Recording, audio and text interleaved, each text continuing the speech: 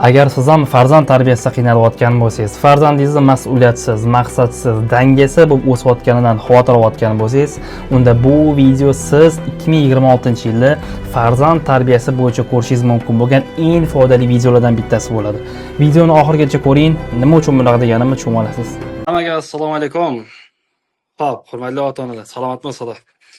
Hamma daftar ruchkasini tayyor qilsin, iltimos. Yozadigan narsalarimiz bor, eslaydigan narsalarimiz bor. Chunki kecha aytdik, to'poy qarandash лучше чем острый ум dedik. To'g'rimi? Ya'ni xira bo'lsa ham yozib olganimiz yaxshi, chem eslab qolaman degandan ko'ra. Zero insonmiz, unutuvchimiz, yozib olishimiz shart. Zero ilm qalam daftarsiz bo'lmaydi. Ilm tolib, ya'ni ilm olish qalam daftarsiz bo'lmaydi. Bu narsa bizada bo'lishi shart. 1 minut vaqt hammaga daftar qalamini olsin iltimos. Mana menda ham bor daji. Men yozgan, lekin menda ham bor. Ya'ni sizlarga aytayotganimga bir amal qiling. O'zim qilmagan narsani sizlarga aytmaydi turib, o'zim olib kelib olganman. Xo'p, ana endi qolganlar daftar ruchkasini olguncha esib oladigan narsamiz birinchi o'rinda niyat. Ya'ni bu ilmni nima uchun olyapmiz degan narsani aniqlab olishimiz kerak. Bu yerda nimaga o'tiribsiz? Bu ilmni nima uchun olyapsiz? Shunchaki eshitib qo'yishmi, shunchaki bepul bo'lgani uchunmi va hokazomi yo'kida amal qilamanmi degan narsada. Ya'ni bu yerda hozir niyatingizni to'g'rilab olingki, Xudo xolsa bu ma'lumotlar menga manfaatli bo'ladi va bu narsani hayotimda qo'llayman va inshaalloh yaxshi o'zgarishlar bo'ladi hayotimda va farzandimning hayotida. Zero siz bilan farzandingiz hayotida yaxshi tomonga o'zgargandan keyin oilangiz, ya'ni turmush o'rtog'ingiz, ota-onangiz va hokazolarning hayoti ancha o'zgaradi. Zero sevgan inson sevgani baxtli bo'lishi bilan baxtni his qiladi u ham. Xo'p, ikkinchisi, bu so'zlar kimgadir emas, bu so'zlar menga tegishli degan xulosada o'tirishimiz kerak. Kelishdingmi? Ilm olayotgan inson eng katta xatosi ilm olayotganda, ana men bu odam eshitsa zo'r bo'lardi. Ana erim eshitsa zo'r bo'lardi. Ana falonchi eshitsa bu zo'r bo'lardi degan narsada o'tirishi ilm olayotgan inson eng katta xatosi. O'shaning uchun ham hozir biz to'g'rilab olaylikki, bu gaplar menga tegishli va men qabul qilib bu gaplarni men amal qilaman degan narsada turishimiz kerak. Uchinchisi, unutmanglar, men uchun har bittanglarning fikringiz juda ham muhim. Har bitta kechagi, har bitta chatdagi odamlarning yozganlariga javob berib chiqdim, reaksiyamni bildirib chiqdim, o'qib chiqdim. Har bittanglarni o'qiyman. O'shaning uchun ham har bittanglar darsdan keyin o'zimni fikrimni qoldiraman degan niyatda turinglar. Kelishdingmi? Ya'ni dars tugadi. Men Xudo xolsa bugungi dars maksimal sizlarga foydali bo'lishga, hayotingizga manfaat olib keladigan bilim ulashishga harakat qilaman. Sizlar bo'lsa darsning oxirida men chat o'zimni fikrimni qoldiraman, bildirib qoldiraman deb yozib qoldirishinglar kerak bo'ladi. Kelishdiga. Va to'rtinchisi savol javob bilan bo'lib ketadi. O'rtada savol beraman. O'shanda aktiv bo'lib turish. Qo'l ko'taringlar deyman, raqam yozib qoldiringlar deyman, o'zingizlarning fikringizni yozib qoldiringlar deyman. O'sha paytda aktiv bo'lib turishingiz kerak bo'ladi.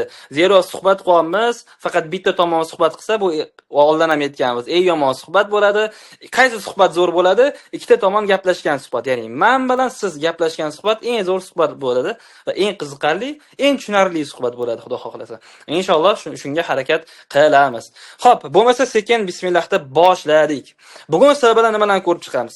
Bugun sizlar bilan farzandimiz ilmga nimaga qiziqmaydi? Farzandimizning qobiliyatini aniqlash va kasbga yo'naltirish. Hozirgi zamonda eng katta muammolardan bittasi nima bo'lyapti? Bolalarimizni kim bo'ladi? Qaysi kasbga yo'naltirsak to'g'ri bo'ladi? Qaysi kasbga kelajagi bor va yo'q? Shu savollarga aniq javob berib olishimiz kerak va eng tavsiya bergan 3 ta kasbimni sizga beraman, Xudo xohlasa. 3 ta kasbimni sizga tavsiya beraman. Keyingisi va keyingisi asosiysi, bugun sizlarga ajoyib yangiligimiz bor. O'zi sovg'alarimiz bor. Bu bepul video darslar bor, kitoblar sovg'amiz bor. 3 ta odamni, 3 ta onani savoliga javob berish sovg'amiz bor. Undan tashqari, Xudo xolsa bugun sizlarga ajoyib yangiligimiz bor. Bu hammaga juda ham manfaatli bo'ladi, Xudo xolasa.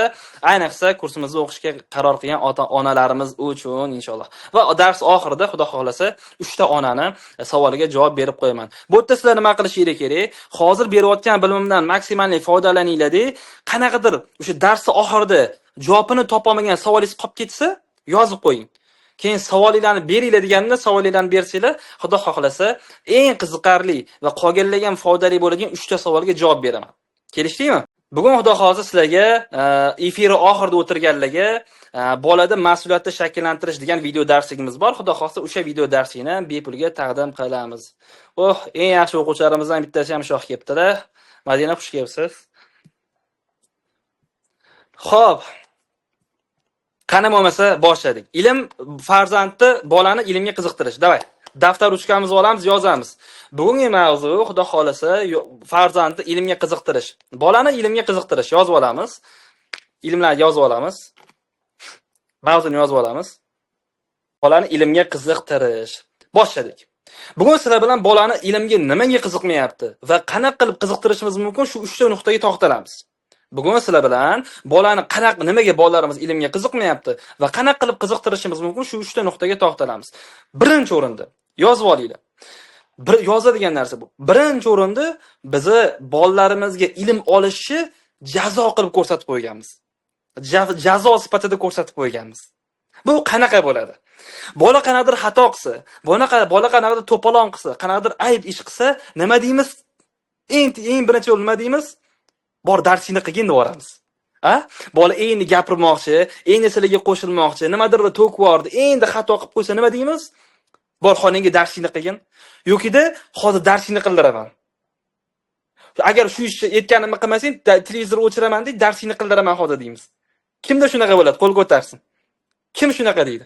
Farzandiga. Katta yo qo'lini ko'tarib bir raqamni yozib qoldirsin. Day, aktivlashamiz. Kimda shunaqa bo'ladi?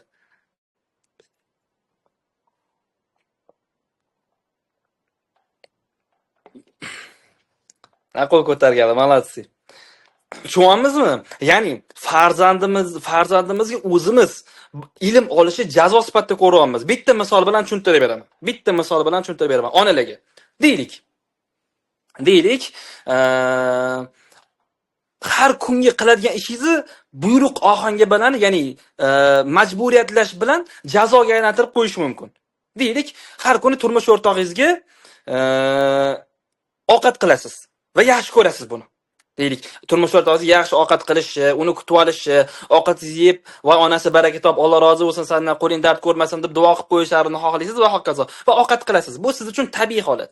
Kimda sizga aytsa, aytmasa qilasiz bu narsani. Lekin agar turmush o'rtog'ingiz sizga aytsaki, har kuni ovqat qil deb majburiyat qo'ysa-da, har kuni aytsa-da, har kuni ovqat qil, men kelishimga ovqat qil deb, ya'ni mana shu bu maxsus ohangda da ovqat qil desalar, agar qanadir o'zingiz xohlayotgan hobbingizni qilayotgan bo'lsangiz, deylik, nima bo'lishi mumkin? Bu tikuv bo'lishi mumkin, bu qanadir kursda ilm olayotgan bo'lishingiz mumkin, bu serial ko'rayotgan bo'lishingiz mumkin va hokazo.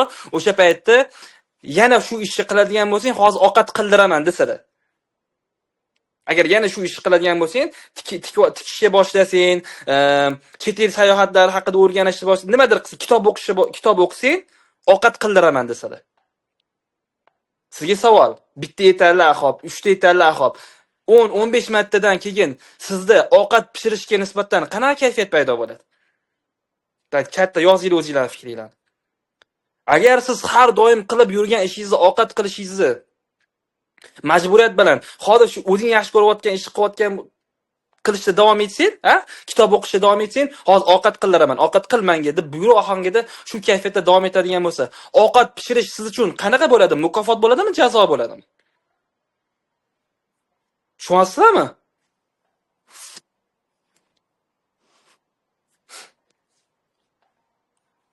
Tushunyapmizmi? Ya'ni bolalarimizga o'zimiz har doim qilishi kerak bo'lgan narsani, ilm olish bu har doim qilish kerak bo'lgan narsa. Uyni tozalash bu har doim qilish kerak bo'lgan narsa. Onaga yordam berish, otaga yordam berish bu har doim qilish kerak bo'lgan narsa. Lekin biz o'zimiz eng qiyin va uni eng yaxshi ko'rgan narsalar paytda, asosan telefon o'ynayotganda, futbol o'ynayotganda, o'rtoqlar bilan o'ynayotganda, yana shu ish qilsang, dars qildiraman deb turib, o'sha dars qilishi jazo sifatida ko'rsatib qo'yamiz. Aslida qanaqa bo'lish kerak edi? Bolam, agar shu aytganim ish qiladigan bo'lsang, xudo xolisa, sen bilan birga dars qilamiz. Agar shu narsani yaxshi bitirib olsang, xudo xolisa birga dars qilamiz, birga kitob o'qiymiz. Kitob o'qib birga muhokama qilamiz. Senga o'zim kitob o'qib beraman. Farq sezyapsizlarmi? Bu xuddi hozir sizga keltirgan misolimda turmush o'rtog'ingiz ovqat qil degan paytlarda o'zgartiradigan bo'lsangiz, o'zgartiradigan bo'lsa, agar eri sizga ovqat qilishingizni unga mukofot qildirish xohlasa, nima qiladi? Ayolim, agar shu ishni qiladigan bo'lsa, xudo xolasa birga ovqat qilamiz. Birga taom pishiramiz, birga tayyorlaymiz. O'zim yordam beraman, birga bozor qilib beramiz, birga ovqat qilamiz desalar. Ana endi sizga bu ovqat qilib pishirish, misol uchun deylik, agar shu serialini ko'rmay tursam, bugun sen bilan birga ovqat qilaman, birga pishiramiz desa. Ovqat pishirish sizga mukofot bo'ladimi, jazomi endi? Tushunyapsizmi? Endi uje sizga yoqyapti. Endi sizga uje yoqyapti.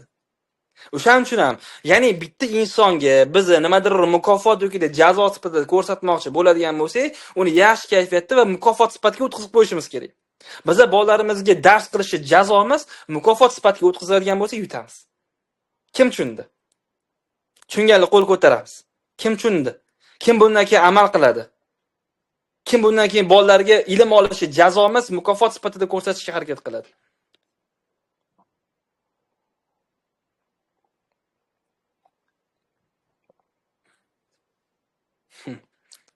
Xursamiz, malasi. Tushunayotgan bo'lsanglar, qabul qilayotgan bo'lsanglar xursamiz. Eng muhimi shu. Eng muhimi shu. Ovqat qilmay qo'yadiganlar ham bor ekan, oramizda unaqasi ketmaydi. Ovqat qilaylik kelishdingmi? Tarbiyalaydigan onalarimiz hali ko'p ekan. Ayniqsa xoslari bor. Ustozingizdan o'rganing. Ustozingiz har holatda qiladi. Xo'p, keyingisi. Ikkinchisi, bola ilmga qiziqmasligi. Bolalarimiz ilmga nimaga qiziqmayapti? Keyingisi tushunmaslik. Tushunmaslik. Mana qaranglar, tushunmaslik. Bola nima ilm olayotganini tushunmaydi. Bitta misol bilan tushuntirib beraman. Matematika fani nimaga ko'pchiligi qiziqmas? Yoki nimaga ko'pchilik matematika fanini yoqtirmaydi? Nimaga ko'pchilik matematika fanini yoqtirmaydi? Misol uchun men qancha harakat qilaman, eng zo'r ustozlarga borganman, eng zo'r kurslarga borganman, foydasi bo'lmagan. Matematika bilan chiqisha olmayman. Ha, men matematikani yaxshi bilaman, zo'r hisob kitob qilaman, chunki tadbirkor bo'lganim uchun ham. Bitta yo'nalishim tadbirkorlik bo'lgani uchun ham. Miyamizda hisob kitob qilamiz va tadbirkorlik bilan shug'ullanamiz. Shu uchun yaxshi. Lekin matematikani fan sifatida men o'rgana olmaganman. Nimaga? Ana endi bitta misol bilan tushuntirib beraman. Matematika 4-sinfgacha hammaga qiziqarli bo'lgan. Kim qo'shiladi? 4-sinfgacha hammaga qiziqarli bo'lgan. Nimaga? Senda bitta olma bor edi, menda bitta olma bor. Ikkalasini qo'ysak, senda nechta olma bor? Menda ikkita olma bor. Menda ikkita olma bor. Birga birni qo'shamiz, 2 va hokazo. Ya'ni shu misollar bilan, aql ko'taradigan misollar bilan bizga tushunarli bo'lgan va qiziqarli bo'lgan. Ana endi 4-5-sinfdan nima paydo bo'ladi bizda? X va Y drobli. Qo'shilasizlarmi? X va Y. X nima? Y nima? O'sha bizning aqlimiz ko'tarmaydi. X nima? Y nima? Ketyapti. X qo'shiq Y teng 7. Qatdan kelib chiqdi bu raqam? Umuman qatdan chiqdi bu raqam? Ya'ni qachon bizga matematika qiziqarsiz va yomon ko'radigan fanga aylanib qoldi? Tushunmaganimizda. Tushunyapsizlarmi? Inson tushunmagan narsasiga qiziqa olmaydi. Inson tushunmagan narsasida davom eta olmaydi. Bitta misol bilan tushuntirib beraman sizlarga. Davay, hammada daftar ruchka turibdimi? Hammaning oldida daftar ruchka turibdimi? Bitta misol beraman. Hammada daftar ruchka bormi? Yozinglar daftar ruchkaga. Chizinglar to'g'rirog'i, chizinglar.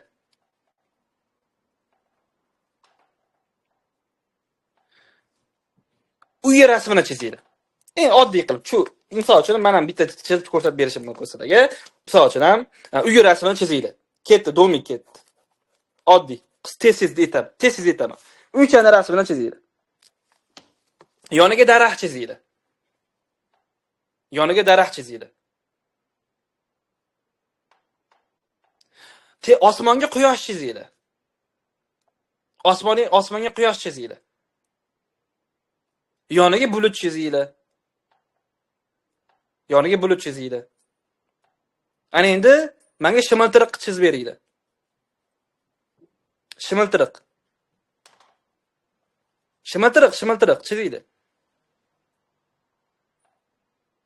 Kim chiza oldi? Kim chiza oldi shimiltiriq? Miyili to'xtadimi? Bundan oldingi misollarim zo'r ketyotdi. Uychani chizib o'tdingiz, quyoshni chizib o'tdingiz dumaloq qilib, bulutchani chizib qo'yib o'tdingiz, daraxt chizib qo'yib o'tdingiz, shimiltiriq. Nimaga chiza olmadingiz? Tushunmadingiz. U so'zni ishlatmagansiz ham, u so'z nimaligini bilmaysiz ham. U nimaligini tasavvur ham qila olmaysiz. O'shaning uchun ham chiza olmadingiz. Ana endi men shimiltiriq degan so'zni siz yozmaganingiz uchun yoki chiza olmaganingiz uchun men sizni ikkichi desam to'g'ri bo'ladimi? Siz qabul qila olmayapsiz, siz yaxshi o'qimayapsiz. O'zingizni saviyangiz yo'q ekan-ku, bolaga qanaqa o'rgatasiz deb sizni urishsam, to'g'ri bo'ladimi? Kim tushundi? Bolalarimizda ham xuddi shu holat bo'ladi. Nima u deb o'tiradi. Matematika x y nima ona ha ingliz tiliga borgan deyapsiz, ingliz tiliga yuboryapsiz, lekin afraid so'zlarini present continuous, present perfect so'zlarini men tushunmayapman deb turib, o'zi tushunarsizliklar bo'ladi. Keyin biz bolalarimiz ayblab o'tiramiz. Nimaga tushunmayapsan? Sen ikkichimisan, miying ko'tarmayapti. Qanaqa bo'lasan deb, berayotgan pulimni qayerga sarflayapsan, ado qila olmayapsan deb, keyin bolani siqib tashlaymiz. Ha, shapaloq bergandek bo'ldimi? Ashunaqa. O'shaning uchun ham farzand tarbiyasi bu shunchaki o'zingizning tushunchalaringizdan kelib chiqib gapirib ketadigan yo'nalish emas. Farzand tarbiyasi bu ilm bilan, farosat bilan qilinadigan yo'nalish. Ilmini olasiz. Ilm bilan yondashasiz har bitta narsaga. Har bitta narsaga ilm bilan yondashasiz. O'zimizning nafsimizdan kelib chiqadigan bo'lsa, nimalarni istamaydi inson? Biz xohlaymiz nimani? Bolalarimiz hech qachon bizga yo'q demasligini. Xo'p bo'ladi onajon, nima desangiz xo'p bo'ladi, uni desangiz xo'p bo'ladi, buni desangiz xo'p bo'ladi. Kursimizda men shuni ham tushuntirib beraman. Ayniqsa o'g'il bolalarda har narsaga xo'p bo'ladi deydigan bola eng yomon tarbiya ko'rayotgan bola bo'ladi aslida. Bu oqibatlarini kursimizda ko'p tushuntirib berganman ota-onalarimizga va hamma qabul qilgan bu narsani. Siz o'ylamagan oqibatlari bor. Siz u narsani hayotingizdagi eng katta qo'rquv bo'ladigan oqibatlari bor. Xo'p, ikkinchisi, ya'ni bolaning ilmga qiziqishini ikkinchisini tushundikmi? Uchinchisi. Bu narsani ko'pchilik eshitishni xohlamaydi, eshitishni istamaydi, chunki nafsga og'ir keladi.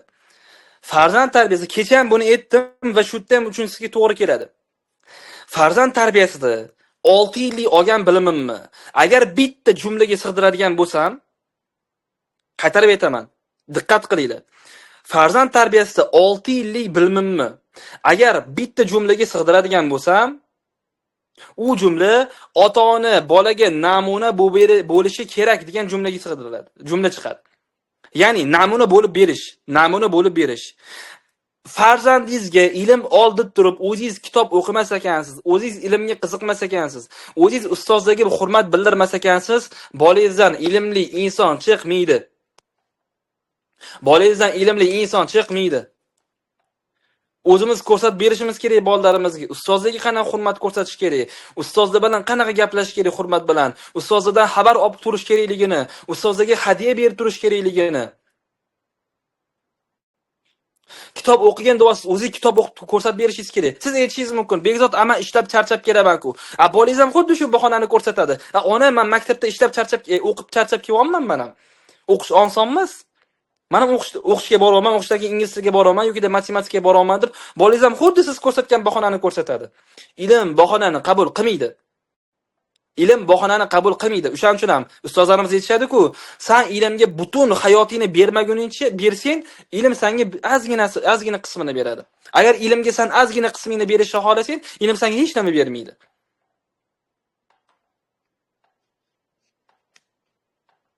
Tushunyapsizlarmi? O'shaning uchun ham farzandlarimizga ilm olishni namuna bo'lib bermas ekanmiz, bolalarimiz ilmli bo'lmaydi. Ozgina kitob o'qiylik. Mayli kitob o'qiy olmasa ham ozgina ko'rsatgandek bo'lib turaylik. Ko'rmang o'sha serialni, ko'rmang o'sha televizorni. Televizor ko'radigan paytingizda ozgina jurnal, ozgina kitob o'qing. Hech bo'lmasa audiosini eshiting. Hech bo'lmasa bitta kino ko'rib, bolangiz bilan tahlil qiling. Bolangiz bilan ozgina suhbatlashing.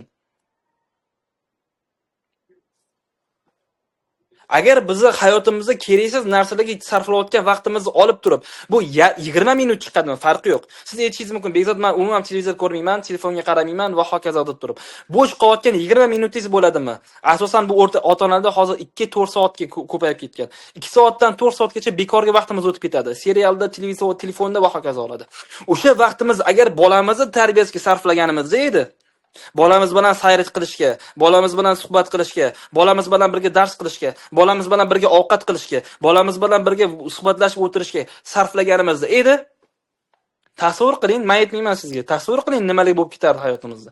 Tasavvur qiling bolamizning xulqi, tushunchasi qanaqa yuksak bo'lardi hozirgi holatda. Qanaqa katta natijaga erishgan bo'lardik. Tushunyapsizlarmi? O'shaning uchun ham bolalarimiz ilmli bo'lishini xohlasak, o'zimiz namuna bo'lib beraylik. Ilmga qiziqish bilan, kitobga qiziqish bilan, bo'sh vaqtingizda telefon emas, kitob olish bilan va hokazo. Davom etamiz. Ana endi farzandni kasbga yo'naltirish nuqtasiga keldik. Farzandlarimizni qaysi kasbga yo'naltirsak afzal bo'ladi, qaysi kasbga yo'naltiraylik degan savollar ko'p keladi. Bekzod, chunki zamon o'zgarib ketyapti. Oldin qiz uncha kerak emas degan, misol IT, ha? IT ishingdan uncha ko'pchilik mensimasdi. Hozir eng hurmatli odamlarga aylanib qolishdi. Nimaga? Zo'r topishyapti. Va hokazo. Ya'ni oldin keraksiz bo'lgan kasblar hozir kerakli bo'lib qolyapti. Oldin kerakli bo'lgan kasblar hozir keraksiz bo'lib qolyapti. Oldin eng kerakli yo'nalishlardan bittasi buxgalteriya edi. Buxgalteriya eng muhimlaridan bittasi edi. Hozir deyarli kerak emas yo'nalishga o'tib qolyapti. Sun'iy chiqyapti, programmalar chiqyapti va hokazo. Keraksiz yo'nalishlardan bittasiga aylanib qoldi. Xo'p, Bekzod, bolalarimiz kelajakda o'z yo'lini topish uchun yoki kerakli kasb tanlash uchun qaysi 3 ta kasbni tavsiya qilasan deysa, boshlaylik.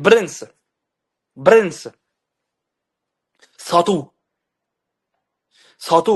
Birinchisi bolangizga sotuvni o'rgating. Bolangiz sotuvni o'rgansin. Farqi yo'q, bu mahallangizda boshlaydi, magazin bo'ladimi? O'zingiz narsa pishirib bersangiz, o'shani ko'chaga chiqib sotadimi? O'zi bilmadim, olma solib olma sotadimi? Nima sotadi? Farqi yo'q. Nimadir sotsin bola. Bola sotuvni o'rgansin. Nimaga? Sotuv odamlarning xarakterini o'rgatadi. Sotuv bola insonni hayotga o'rgatadi. Ya'ni bitta odam keladi, kibrli keladi. Mensimaydi, tovarni olmaydi. Bu narsani arzimaydi-ku bu pulingga deb kibrlanib ketadi. Bittasi keladi, ha, kamtar. Bolam, shu pulim hozir yonimda yo'q, keyin tashab ketsam maylimi? Aka, pul keyin tashab ketsa maylimi? Yegim kelyotgandi, keyin ichkim kelyotgandi, hozir pulim yo'q edi. Kamtar keladi. Unga qanaqa javob berish kerakligini o'rganadi. Yolg'onchi keladi, aldab ketadi. Harmagan ishonish kerak emasligini tushunadi. Yoki sadoqatli, vobshe vafodor keladi. Halol keladi. Aka deydi, "Men ko'proq solinib ketibdi" deydi. "Yo'q, sovuring, meni roziman" dedi. "Yo'q, men bergan pulimdan ko'pini olmayman" deb rahmat deb tashab ketadi. O'tda halollikni o'rganadi. Erkaklikni o'rganadi. O'tda bitta so'zlikni o'rganadi. O'tda birovning haqqini yemaslikni o'rganadi. Tushunyapsizlarmi? Sotuvni o'rganing. Farzandingiz inson bilan qaysi inson bilan qanaqa muomala qilishi, kibrli bilan, kamtar bilan, o'g'ri bilan, halol bilan qanaqa muomala qilishi, har xil insonlarning tipini ko'rsin, qanaqa tipdagi insonlar borligini ko'rsin va bu uchun tayyorlanadi hayotda. Kelajak uchun tayyorlanadi. Biz nima qilamiz? Bolamizni umuman ko'chaga chiqarmaymiz, faqat maktab dars uyda olib o'tiramiz, keyin 18-20 ga chiqqanda ko'chaga chiqarib yuboramiz. Ko'chaga chiqqandan keyin insonlarni yolg'onchi inson qanaqa bo'ladi? Rostgo'y inson qanaqa bo'ladi? Bilmagandan keyin hamma uni aldab yuraveradi. Hayotingizda ham ko'ryapsizlarmi? 30, 40, 50 ga chiqqan tajribali insonlar ayollar aldab ketadi. Do'stlari aldab ketadi. Biznes sheriklar aldab ketadi. Qo'shilasizlarmi? Kim ko'rgan shunaqa narsani? Qo'l ko'tarsin. Kim atrofida bo'lyapti shu narsalar?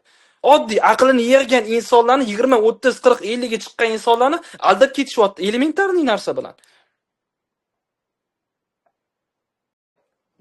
O'shaning uchun ham farzandlarimizni yoshligidan o'rgatishimiz kerak bo'lar ekan. Insonlarning tipiga, kim yolg'onchi, o'zini qanaqa tutadi, rostgo'y o'zini qanaqa tutadi, insonlarni tanlashi, do'stni to'g'ri tanlashi, atrofida qanaqa insonlarni to'planish kerak, shularni o'rgatishimiz kerak biz o'z aslida.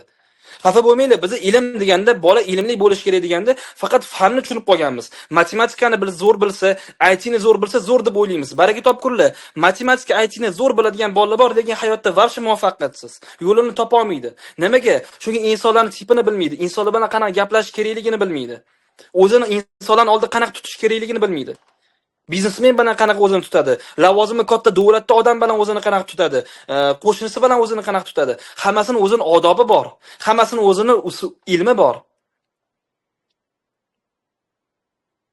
Kelishdingmi?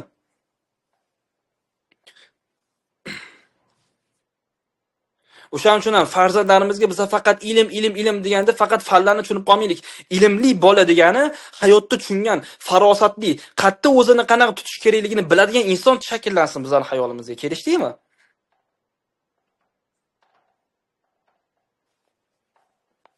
Kelishdiga, hurmatli onalar. Bolalarimizni shunaqa tarbiya qilaylik. Shu uchun tarbiya qilaylik.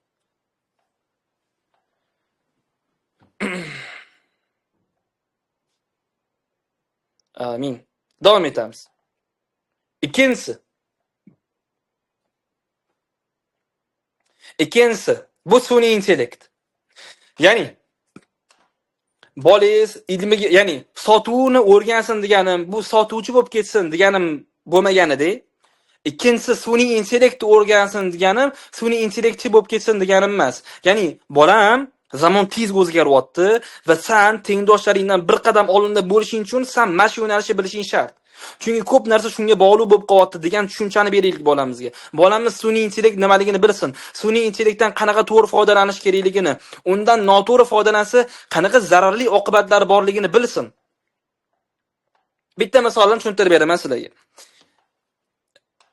Yana 5 yildan, 10 yildan keyin, ya'ni 10 yildan keyin jamiyatda insonlarni saviyasi pasayishi yana 20-30% ga tushadi.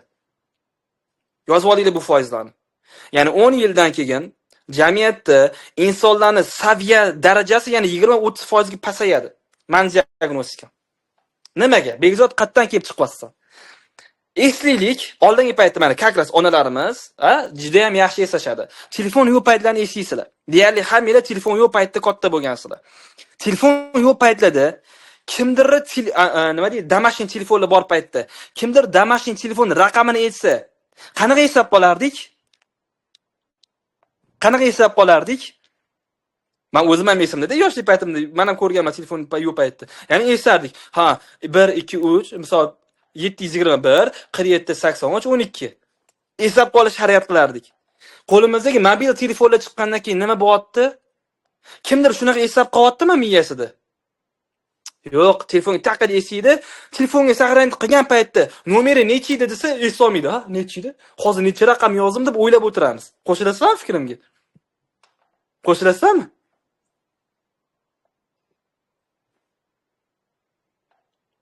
Eslab qolish, fikrlash anaqalarimiz juda ham pasayib ketdi. Telefon bizga eslab qolish, xotiralab eslab qolish qobiliyatimizni yo'qotib yuborishga sababchi bo'lganda, sun'iy intellekt fikrlash qobiliyatimizni yo'qotib yuboradi.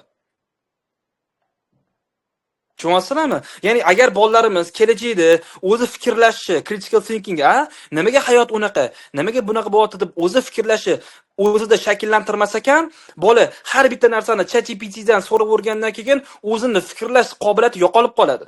O'zini fikrlash qobiliyati yo'qolgandan keyin bolani yo'qotdik. Ertaga ChatGPT unga nima desa o'shani qiladigan bo'lib qoladi bola. O'zini fikri yo'q. Ertaga oddiy bitta xotiniga ayolini qanaqa qilib boshqarishsa ChatGPT dan so'rashni boshlaydi. Tushunyapsizlarmi? Bolalarimizni o'zini fikrlash saviyasini yo'qotib qo'yishga yo'l qo'ymasligimiz kerak. Shu darajada tarbiya beraylikki, o'zimizda shaxsiyatimizni shu darajada kuchli qilaylikki, bolamiz fikrlash kerakligini tushunsin va bizdan o'rgansin.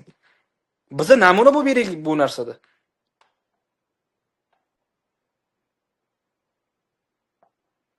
Kelishdingmi? Bolalarimiz kelajagini yo'qotib qo'yishiga yo'l qo'ymaylik. Bolalarimizni ertaga bizani farzandlari saviyasi pasayib ketishiga yo'l qo'ymaylik. Ertaga bizani farzandlari saviyasiz otaga ega bo'lib qolishiga yo'l qo'ymaylik. Mas'uliyatni ozgina olishimiz kerak. Ozgina himmat qilishimiz kerak bu yo'lda. Qiyin-a? Men o'rgatayotgan narsalar biroz qiyin. O'shaning uchun ham ko'pchilik eshita olmaydi bizani. Chunki mas'uliyatni o'zimizga olishga o'rgataman mana bu narsani.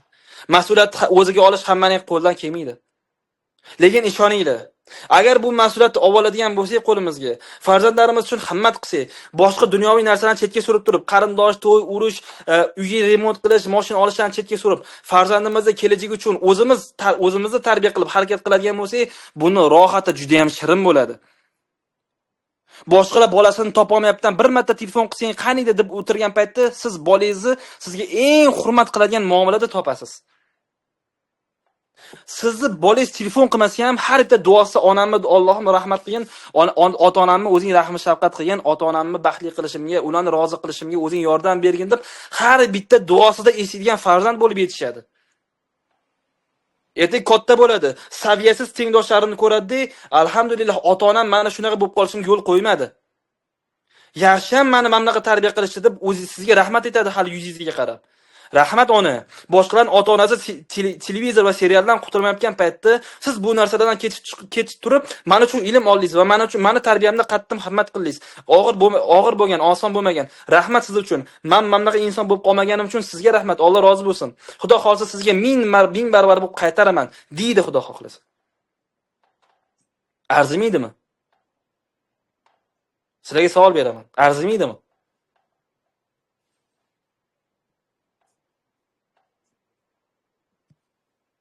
Kelishdiki, ilmga sarflayotgan vaqtingizni, ilmga sarflayotgan pulingizni bitta serial ko'rayotganda, shu zo'r serialni shu qismidan men kechdim bolam uchun. Bolam bilan gaplashaman degan himmatni qiling, sizga so'z beraman, va'da beraman. Alloh taolo buni mukofotini beradi, bolangizning muhabbati bilan. Bolangizdan qaytadigan muhabbat bilan. O'zingiz hayron qolasiz. O'zidan o'zi sizga muhabbatli bo'lib qoladi. Onajon deyishni boshlab qoladi. Pulini boshqa sarflamay, sizga sarflashi, sizga olib kelishi boshlaydi. Sizni xohlayotgan shikoladingizni, ovqatlaringizni olib kelishi boshlaydi. O'zingiz hayron qolasiz. Har bitta qalb Allohning qalbida, Allohning qo'lida. O'sha narsani o'zgartirib qo'ysa, voh yutdingiz. Inshaalloh shu narsa bo'ladi. Faqat himmat qilishimiz kerak. Faqat keraksiz narsadan kechib bolamizga fokusimizni qarata olishimiz kerak. Ozgina himmat qilishimiz kerak. Davom etamizmi? Uchinchisi, eng asosiysi kasbga to'xtaldik, keldik.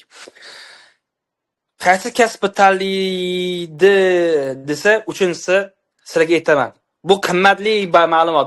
Buni kursimda aytardim buni. Hozir qimmatli 100 ota-onalar $100 o'qiydigan kursida beradigan ma'lumotni sizlarga bepul beryapman. Hurmatli onalar, farzandingiz qaysi kasbni tanlashi muhim emas. Muhimi u kasbda qanaqa darajaga yetishadi shu muhim. Kim tushundi? Kim tushundi? Qaytarib aytaman, yozib olinglar bu narsani. Farzandingiz qaysi kasbni tanlashi muhim emas. Bu kasbda qanaqa yutuqqa erishadi, nimalarga erishadi va hokazo. Deylik, farzandingiz siz biznesmen bo'lishini xohladingiz, doktor bo'lishini xohladingiz, bo'lmadi, qo'lidan kelmadi, oshpaz bo'ldi. Zato oshpaz bo'ldi, O'zbekistondagi birinchi raqamli oshpaz bo'ldi va har oyda 100 ta ochchi to'ydiradi. Har bitta ochlarga, yetimlarga ovqat qilib beradi. Xursand bo'lmaysizmi? Boshqalar million pul topar ekan, qo'shnisi och bo'lsa, xotirjam uxlaydigan bo'lib yetishar ekan boshqalar, sizning farzandingiz zo'r topmasa ham, O'zbekistondagi zo'r oshpaz bo'lib turib, ochlarni to'ydiradigan, yetimlarni to'ydiradigan, muhtojlarga ovqat beradigan inson bo'ldi. Arzimaydimi? Xursand bo'lmaysizmi?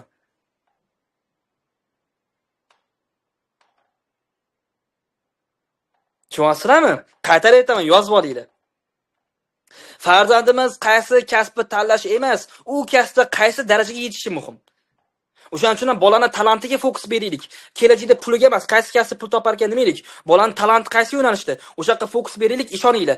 Bolani talanti chiqqan paytda o'zini talanti bor yo'nalishga kiradigan bo'lsa, u tengdoshlaridan o'zib ketadi, birinchi bo'ladi. Sizlarga savol beraman. Qaysi yo'nalishdan bo'lishdan qat'iy nazar, o'zini kasbida birinchi raqamli bo'ladigan odam kam pul topadimi? Savol beraman, tafakkur qilinglar. O'zini kasbida talanti bor yo'nalishga kirita olsak, bolamizni qaysi kasb bo'lishidan qat'iy nazar, u tengdoshlariga nisbatan birinchi bo'ladi. O'zini tengdoshlariga nisbatan birinchi bo'lgan bola kam pul topadimi? Tushunyapsizlar? O'shaning uchun ham farzandlarimizni qaysi kasbga emas, u kasb nimaga erishadi degan savolni beraylik. Bolam, seni faqat kasb tanlashing muhim emas, lekin insonlarga yordam beradigan, foydasi tegadigan inson bo'lishing shart va bu uchun harakat qilgan bolam degan himmatni berishimiz kerak, tushunchani berishimiz kerak. Kelishdiki, kasb tushunarlimi? Kasb tanlash tushunarlimi? Bitta onamiz yozgan edilar, hozir o'qib beraman sizlarga. Xo'p, qani u. Bitta onamiz yozgan edilarki, Bekzod nafaqat bolalar mas'uliyatsiz bo'lib ketgan, nafaqat bolalar telefonga bog'lanib qolyapti deb ochiqlashimni iltimos qilgan edilar. Mas'uliyatsiz otani qanday o'zgartirish mumkin? Farzand tarbiyasi ayniqsa o'g'il bola otaga taqlid qilar ekan, 100%. Hozirgi aksar yosh otalar farzand tarbiyasida ancha befarq, tun yarmida kompyuter o'yinlari bilan ovora bo'lsa, farzand qanday tarbiya oladi? Tushuntirib beraman. Nimaga bolalar, ya'ni nimaga otalar telefonga mediga berib ketiladi va buni yechimi nima? Ha?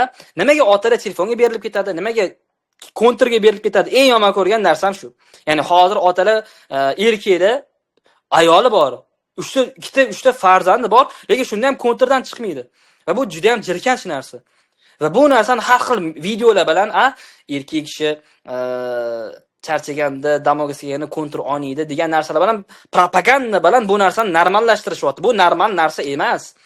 Xotini bor, 2-3ta bolasi bor, erkak uchun kontr o'ynashga vaqt topish bu normal holat emas. Buni xudo xohlasa katta video chiqaraman, xudo xohlasa yarim soatlik. Bir otalarni savaliymiz. Bu normallashishga yo'l qo'ymaymiz, xudo xohlasa. Xo'p, bunga o'zi asosiy sabab nima bo'ladi va buni yechimi nima? Shu narsaga to'xtalamiz hozir sizlar bilan. Otalar nimaga qiyin vaziyatda, qiyin paytga chunki erkak kishining hayotida qiyinchilik bo'ladi, to'g'ri. Bitta narsani qabul qilishimiz kerak, ayolga nisbatan erkak kishining hayoti og'irroq. Chunki elementar narsa, ayol kishi shunchaki sevila olishi mumkin. Yomon xayolda bo'lsa ham, bu xunuk narsa. Lekin erkak kishi shunchaki yaxshi ko'rilmaydi va hokazo. Va ayol kishiga kimdir shunchaki narsa berishi mumkin, lekin erkak kishining hayotida bunchalik hech nima shunchaki berilmaydi. O'shaning uchun erkak kishiga bu og'irroq keladi va shunaqa qiyin bo'lgan vaziyatda erkak kishi tushkunlikka tushib qoladi. Hamma emas, ba'zi erkak kishilar tushkunlikka tushib qoladi va shunaqa telefonga bog'lanib qoladi, Instagramga bog'lanib qoladi, kontr o'ynashga kirib ketadi va hokazo. Nimaga? Birinchi sababi bu yozib olinglar. Shaxsiyat pastligi. Shaxsiyat pastligi, degani, ya'ni o'zini kim, bu insonning tushunchalari, stress paytidagi holatlari, ilmi, tajribasi va hokazo. Shaxsiyat pastligi birinchi eng katta sabab. Ya'ni hayotda qiyinchiligini ko'rmagan, hayotda asl mohiyatini tushunib yetmagan, hayotda himmat maqsadi yo'q. Shunaqa deylik, to'g'riroq bo'ladi. Kim u, qayerga ketyapti? U inson dunyoga nima uchun kelgan va qayerga qarab ketyapti? U insonning qobiliyati unga nima uchun berilgan? U insondagi sog'lom, ya'ni salomatlik nima uchun berilgan? Uni tushunish kerak. Uni tushunmagani uchun ham inson qiyinchilikka tushgan paytda kontrga, Instagramga va telefonga bog'lanib qoladi. Shaxsiyat pastligi. Ana endi bu shaxsiyati past erkaklarni kim shakllantiryapti? Bu kursni shakllantirganim asosiy sababi ham shu.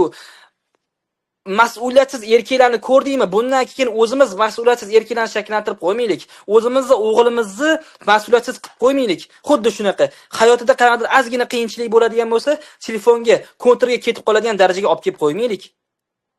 O'zimizni qo'rquvlarimizni, o'zimizni ilmda farzand tarbiyasida tajribasizligimiz, bilimsizligimiz tufayli o'zimiz shunaqa erkaklarni shakllantirib qo'yishimiz mumkin. Bu erkaklarni kim shakllantirgan deb o'ylaysiz? 25 yoshga chiqqandan keyin uylangan erga tegan ayolimi? Yo endi ishga kirgan xo'jayinimi? Uni 25 yoshgacha tarbiya qilgan siz va men, ota-onasi. Tushunamizmi? Farzandlarimizni shunaqa o'ziga mas'uliyatsiz, o'ziga ishonch past, tushunchalar past bo'lib, o'zimiz shakllantirib qo'yamiz. Juda ham ko'p misollari bor. Ishoninglar, deyarli hammamizda bor. Buni kursimizga yozilgan, kursimizda o'qigan onalar hammasi guvoh bo'lishgan. Hammamizda bor. Bolani shaxsiyatini o'ldirib qo'yadigan, o'ziga bo'lgan ishonchni o'ldirib qo'yadigan, shaxsiyatini yo'q qilib yuboradigan bitta tushunchalarimiz bor. Gapirgan gaplarimiz, tarbiyamizga holatlarimiz bor. Shu narsadan ehtiyot bo'lishimiz kerak. Shu narsadan qutulishimiz kerak tezroq. Agar farzandlarimizni o'zimiz xohlagandek, ya'ni biz nima xohlaymiz? Bizlar xohlaganimizdek Shunchaki menga zo'r bola bo'lsin, shunchaki meni boqsin emas, bitta ayolni gullatsin, yashatsin bitta ayolni. Ayoli uchun eng zo'r er bo'lsin, bolalari uchun eng zo'r ota bo'lsin deydigan erkak shakllantirish xohlasak, ilmini olishimiz shart. Ilm olishimiz shart bu yo'nalishda. Oddiy bitta chakchakka yaxshiroq pishirish uchun ilmini olishingiz kerak bo'lgandan keyin, oddiy bitta qozon kopi pishirishga ilmini olishingiz kerak bo'lgandan keyin, oddiy cheesecake zo'rroq pishirish uchun ilmi kursga yozilishingiz kerak bo'lgandan keyin farzand tarbiyasida ham ilm olishingiz shart. 100%, как цепочка. Mana shu цепочкаlardan qutulishimiz kerak o'z aslida. Tushunyapsizlarmi? Oddiy ovqatda ilmini olishimiz kerak ekan, nimaga farzand tarbiyasi biz ilmini olishimiz kerak emas ekan? Birinchisi bu. Ikkinchisi, erkaklar nimaga tushkunlikka tushib qoladi? Erkaklar nimaga tushkunlikka tushib qoladi? Boshqalar bilan o'zini solishtirish. Tasavvur qilinglar, bitta erkak kishi, deylik, u oddiy bitta erkak kishi, deylik, necha pul topadi? 6 million, 8 million, 10 million topadi, ro'zg'orga zo'r yetkizyapti, har bitta orzuga erisha olmayapti va hokazo. Lekin telefonga qarasa, har oyda 10 ming dollar topayotgan erkak kishilarni ko'radi. O'zini sinfdoshlari har oyda yangi mashina olayotganini ko'radi, yangi uy olayotganini ko'radi, biznes ochayotganlarni ko'radi. Ba'zi birlarning yolg'on hayotini ko'radi. Keyin nima qiladi? O'zi bilan taqqoslaydi. Nimaga meni tengdoshlarim mamlaqa narsalar qilyapti, men qila olmayman deb taqvosiydi. Ishoninglar, erkak kishini sindiradigan narsa shu. Eng katta sabablardan bittasi shu. O'zini taqqosiydi, nimaga boshqalar qilayotganini men qila olmayman, nimaga boshqalar zo'r biznesni ochib, ayolini chet el olib yurgan bo'lsa, bolalariga eng zo'r maktablarda, eng zo'r kiyimlarda kiyintirayotgan bo'lsa, nimaga men qila olmayman deb taqqosiydi, tamom, sindi. Erkak kishi sindi shu yerda.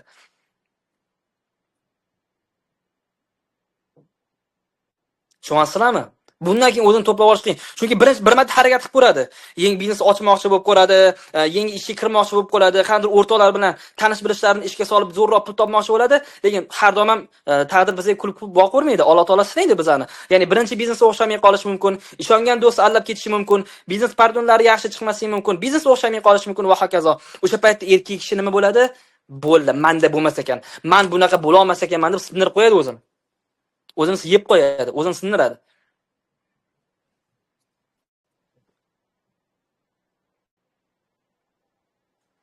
Ana endi buni yechimi nima? Buni yechimi bitta, ishoninglar. Bundan boshqa yechim yo'q. Birinchi o'rinda o'zi qadriyatlar emas, bu zotan bu ba'zi narsa. Uni manba sababi deb keltirishim shart emas. U narsasiz imkoni yo'q. Muvaffaqiyatli bo'lmoqchimizmi, musulmon bo'lmoqchimizmi? Namozsiz imkoni yo'q. Namozsiz musulmon bo'lmaydi. Imkon qadar namozga qattiq turishimiz kerak. Hozir bir xilla boshlaydi, manba sabab aytsam, ibodat deb boshlashadi hozir. O'shaning aytdim. Erkak kishini bu holatdan chiqaradigan yagona narsa bu uni ayoli. Ayolni ko'ryapsizlarmi, qana katta kuchga egasizlar? Buni boshida admin tushuntirib beraman. Tushunishinglar osonroq bo'lishiga yetkazib beraman. Odam alayhisalom jannatda edi, hamma narsa bor edi. Eng yaxshi ovqatlar, xizmatkorlar, suv, chanqoq yo'q, hamma narsa, yomon hid yo'q, hamma narsa bor. Odam alayhisalom mag'zum bo'ldilar. Xafa bo'lib yurdilar. Nimaga mag'zum bo'ldilar? Yolg'iz bo'lganlari uchun. Nima berildi va xursand bo'ldilar? Havo onamiz berildi. Ayol kishi berildi. Undan keyin baxtli bo'ldi va baxt va tom bo'ldi, ya'ni butun bo'ldi. Ana endi Bekzod, ahob, mana biza berildik-ku ayol sifatida. Mana turmushga chiqdik, uyimizni tashab keldik, ayol sifatida berildik-ku, nimaga baxtli bo'lib ketmayapti? Baxtli bo'lish ham nuqtasi bor-da. Erkak kishi o'zini boshqalar bilan taqqoslayotganda, boshqalar erishayotgan narsaga men erisholmayapman degan paytda ayolini poddershkasi, ayolini yonida turib berishi, mana erkak kishini nima ushlab qoladi? Oyoqda tutadigan narsa nima erkak kishini? Agar erini yaxshi topolmayotganini bilib turgan holatda nimaga erisha olmayapsiz? Nimaga boshqalar qilayotganini qila olmayapsiz? Men bunaqa xohlayman, men unaqa xohlayman degan paytda gapiradigan nuqta qayerda-yu, eriga qanaqa ta'sir qiladigan nuqtasi? Qo'yavering, o'ylamang, xudo xohlasa birga erishamiz. Menmi kerak, uyimizni remont qilishimiz ham shart emas hozircha. Mashina yengillashimiz ham shart emas, shunda yurib turamiz. Keyin hammasi yaxshi, biz rozimiz. Halol olib kelsangiz bo'ldi degan nuqtada gapirib yonda turishimiz qanchalik? Qaysimiz oddi? Yer bilan osmonchalik farq. O'shaning uchun ham qaytarib aytaman. Erkak kishini hozirgi zamonda, ya'ni telefonni o'zini taqqosida, o'zini tengdoshlari erishib ketayotgan nuqtalarda, mashina olyapti, uy olyapti, erishyapti, ayol bilan chet el yuribdi. O'shalarni ko'rib turib, o'zi qilayotgan harakatlarda erisholmayotgan paytda, o'zini yeb qo'yayotgan paytda yagona chiqishi ayolini yonida turib berishi bo'ladi. Yagona chiqishi ayolini yonida turib berishi bo'ladi. O'ylamang adasi, hammasi yaxshi bo'ladi. Hech nima kerak emas. Ha, bo'lsa zo'r. Bo'lsa tilla olib berishingizni xohlayman. Bo'lsa mana bunaqa mashinada yurishni xohlayman. Bo'lsa mana bunaqa uyda turishni xohlayman, lekin bo'lmayapti, boriga shukr qilaman. O'ylamang. Lekin birga harakat qilamiz. O'xshamadim, ikkinchi marta harakat qilamiz. O'xshamadim, uchinchi marta harakat qilamiz. Hammasi yaxshi bo'ladi. Nima bo'lsa o'shanga roziman, yoningizda turib beraman. Deyishi qanchalik kuchi bo'ladi.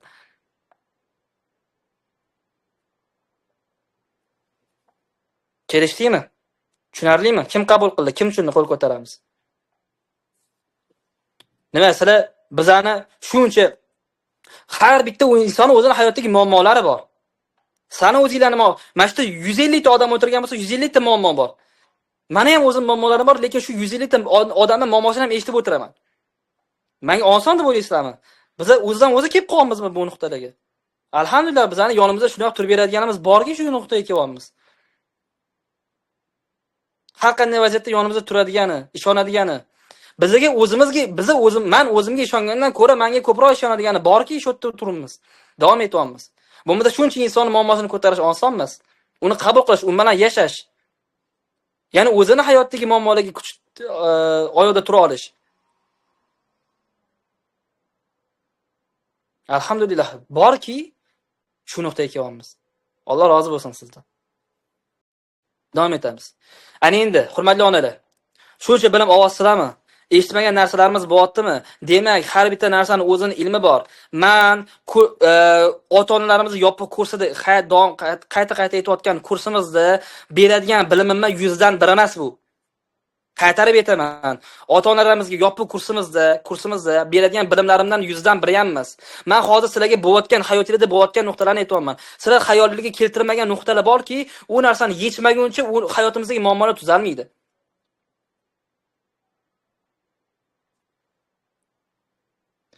Ilmi katta buni. Ilmi katta, qaytarib aytaman. Agar menga 1 yil vaqt bersanglar, 1 yil har kuni sizga 1 soatdan dars o'ta olaman. Va bu bilim to'xtab qolmaydi, davom etaveradi. Har bitta narsaning ilmini olishimiz kerak. Bu narsada esa siz bilan meni eng tez maqsadimizga olib borgan nuqta bu ustoz topish. Ustozsiz imkoni yo'q. O'zim nima qilganman ustozlarim uchun? O'zim bu nuqtaga kelishim nima qilganman? Sadmurod Davlat ustozim bor meni ham. O'zimdan o'zim bu nuqtaga kelib qolmaganman. Ustozlarim bor, ustozalarim bor. Sadmurod Davlat o'tgan safar aytdim. Kambag'allikdan yetimlikdan millioner darajasiga chiqdi. Ahob nima Begzod kambag'allikdan millioner bo'lganlar kammi? Ko'p-ku. Nimaga imенно shu insonsi? Bu inson o'zi kambag'allikdan millioner darajasiga chiqdi va 60 dan ko'p millionerlarni shakllantirdi shogirdlarini. O'zi millioner bo'lish boshqa narsa. Boshqalarni ham millioner bo'lishga sababchi bo'la olish boshqa narsa. Tushunasizlarmi? O'shaning uchun bu insonni tanlagan Sadmurod Davlat. Keyingisi Shalman Aminashvili. Bu insonni qaytarib aytaman. Gumanniy pedagogika nima degani? Urishsiz, baqir-chaqirsiz tarbiya yo'nalishini otasi bo'ladi bu inson. Qanaqa qilib baqir-chaqirsiz o'zi xohlayotgan ish qildirsa bo'ladi. Qanaqa qilib urush janjallasiz tarbiya qilsa bo'ladi. Qanaqa qilib baqir-chaqirsiz bolani ilmga qiziqtirish mumkin, baxtli hayot kechirish mumkin. Shu nuqtalarni Xudo xolis hammasini ochib berganlar. Shu insondan ilm olamiz. Keyingisi, men Turkiyaga hozir Madina shahridaman, lekin asosiy Turkiyaga borib o'qishga ketganman. O'zbekistondan ketganman. Turkiyaga ketganman. Va Turkiyaga ketishimning asosiy sababi Sidqa Aslanxon. Turkiyadagi zamonaviy tarbiya yo'nalishi bo'yicha, baxtli oila bo'yicha nomerali insonlardan bittasi. Shu insondan ilm olish uchun keldim. Ilm olish uchun O'zbekistondan Turkiyaga keldim. Men maqtanish uchun aytayotganim yo'q. Sizga namuna bo'lib berish uchun aytayapman. Ilm o'zidan o'zi ilm hayotingizga kelib qolmaydi. Borasiz, qidirasiz, xarajat qilasiz. Yo'l yurasiz. Payg'ambarimiz sollallohu alayhi vasallam nima dedilar? Bekordan bekor aytdilarmi? Xitoydan bo'lsa ham ilm olinglar deb. Xitoyliklarni olib kelinglar, Xitoyliklar kelsa ilmini olinglar demadi, bor bu olinglar deyaptilar. Borasan va yo'llar mashaqqatini chekasan, oldin tuyalida borilgan. Qancha Saudiyadan tasavvur qiling, Xitoygacha qancha yo'nalish, kilometr. Tuyada borasan, suvda borasan, chanqoq bo'ladi, o'lib qolish ham mumkin yo'lda. Borasan shu tilini o'rganib ilm olasan deyilyapti. Ilm olish o'zini himmati bo'lish kerak va ozgina mashaqqati bor. Keyin esa 4-ustozimiz Yasir Al-Husamin. Ya'ni bu ham Saudiya Arabistonida insonni shaxsiyatini ochish bo'yicha nomer 1 ustozlardan bittasi. Bular bilan Xudo xolasa ustozamiz bor, ustozamiz bilan, ya'ni alhamdulillah yonimizda turib beradiganimiz borlar. Ular bilan arab tilida dars o'tib, inshaalloh arab tilida ilmini olib, Xudo xolasa sizlar bilan ham o'ylashamiz nasib qilsa. Ya'ni bolalarning shaxsiyatini qanaqa shakllantirish kerak va hokazo. Ya'ni mana ustozlarimizdan biz ham ilmini olamiz, o'zimizdan o'zimiz kelib qolmadik va buni natijasi alhamdulillah mingtadan oshiq ota-onalarning hayotini o'zgarishiga sababchi bo'ldik. Eri bilan yaxshiroq munosabat, otalariga ayoli bilan yaxshiroq munosabat, ota-onalarga bolasi bilan yaxshiroq munosabat qurishga sababchi bo'ldik. 1,5 mingga yaqin yoshlar bilan ishladik. Shu paytgacha 1,5 mingga yaqin offline yoshlar bilan ishladim alhamdulillah. Onlayn 10 mingdan ziyod. 1,5 mingdan ziyod offline bolalar bilan ishladik. Ko'z-ko'zga qarab va ko'pi 15 yoshdan 20 yoshgacha, 18-20 yoshgacha. Ya'ni eng podrastkovoy возрастda, eng ichki savollari paydo bo'lgan, yomon odatlari paydo bo'lgan, hayotda adashib qolishi mumkin bo'lgan eng xavfli yoshida bo'lgan yoshlar bilan ishlaymiz. 28 yoshgacha. Va sizlar bilan kursda shu bilimlar bilan bo'lishaman. Kitobda o'qib olgan bilimlarim bilan emas. Imini bolalar bilan sizni bolangizga o'xshagan bola ichidagi gaplarni aytgan menga. O'sha gaplar nimadan kelib chiqyapti va uni yechimi nima bo'ladi? O'sha narsa bilan urishaman Xudo xolisa.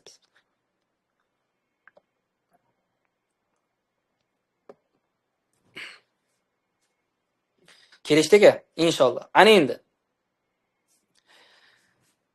bu yo'nalishda sizda asosiy 3 ta yechimingiz bor. Birinchisi ustoz topish, ikkinchisi ilmini olish, uchinchisi ilmga amal qilish. Shu 3 ta narsani hayotingizga bugundan kiritar ekansiz, ishoning, bugundan ertadan baxtli bo'lasiz inshaalloh. Agar bugundan qaror qabul qiladigan bo'lsangiz, ilm ustoz topish, ilm olish, undan keyin ilmiga amal qilish.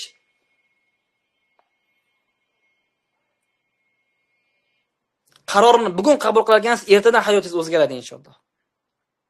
Kelishdingmi? Ana endi shu 1,5 oylik kurs sizga kurs deb qaytarib ketayotgan narsamni ozgina sizga prezentatsiya qilib beraman. Bu 1,5 oylik kursi nima bo'ladi? Men bu o'zi ota-onalarga kursni nima uchun ochganman? Maqsadim mana tanishib oling. Maqsadim aytaman sizlarga. Birinchi o'rinda farzandi bilan uzoqlashib ketgan otalarning o'rtasida ko'prik bo'lib berish. Ya'ni zamon shunaqa bo'ldiki, tushunchalar o'zgargan zamonga to'g'ri kelib qoldik. Ota-ona boshqa muhitda o'sdi, telefonsiz muhitda o'sdi, boshqacha muhitda o'sdi, bola vaqti boshqa muhitda o'syapti. Ya'ni o'rtada ko'prik, jarlik paydo bo'lib qolgan. Shu jarliga ko'prik bo'lib berish meni maqsadim. Bir-biringlarni, ya'ni otani tushunchasini bolaga yetkazib berish, bolalarning tushunchasini onaga yetkazib berish va o'rtada ko'prik bo'lib berish va o'rtada baxtliroq oilalarni shakllantirish. Bu birinchi maqsadim bo'ladi. Ikkinchi maqsadim ko'proq oilalarni o'zgarishiga sababchi bo'lish. Ya'ni men 1000 ta odam yosh bola o'qitar ekanman, 1000 ta bola hayoti o'zgaradi. Lekin agar men 1000 ta ota-onani o'qitsam nima bo'ladi? 1000 ta onani o'qitsam nima bo'ladi?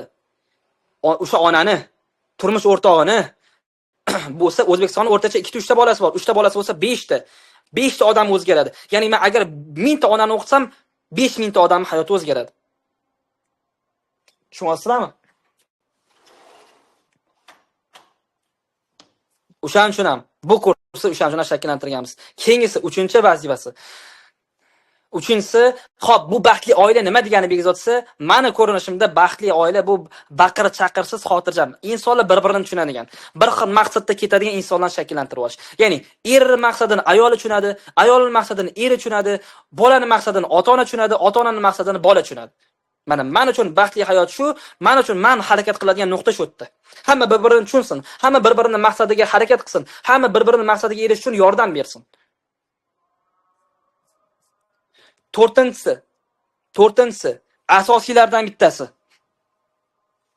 To'rtinchisi va asosiylardan bittasi, men farzandinglarni faqat o'zi men faqat farzandingiz hayot o'z yo'lini topishini xohlamayman.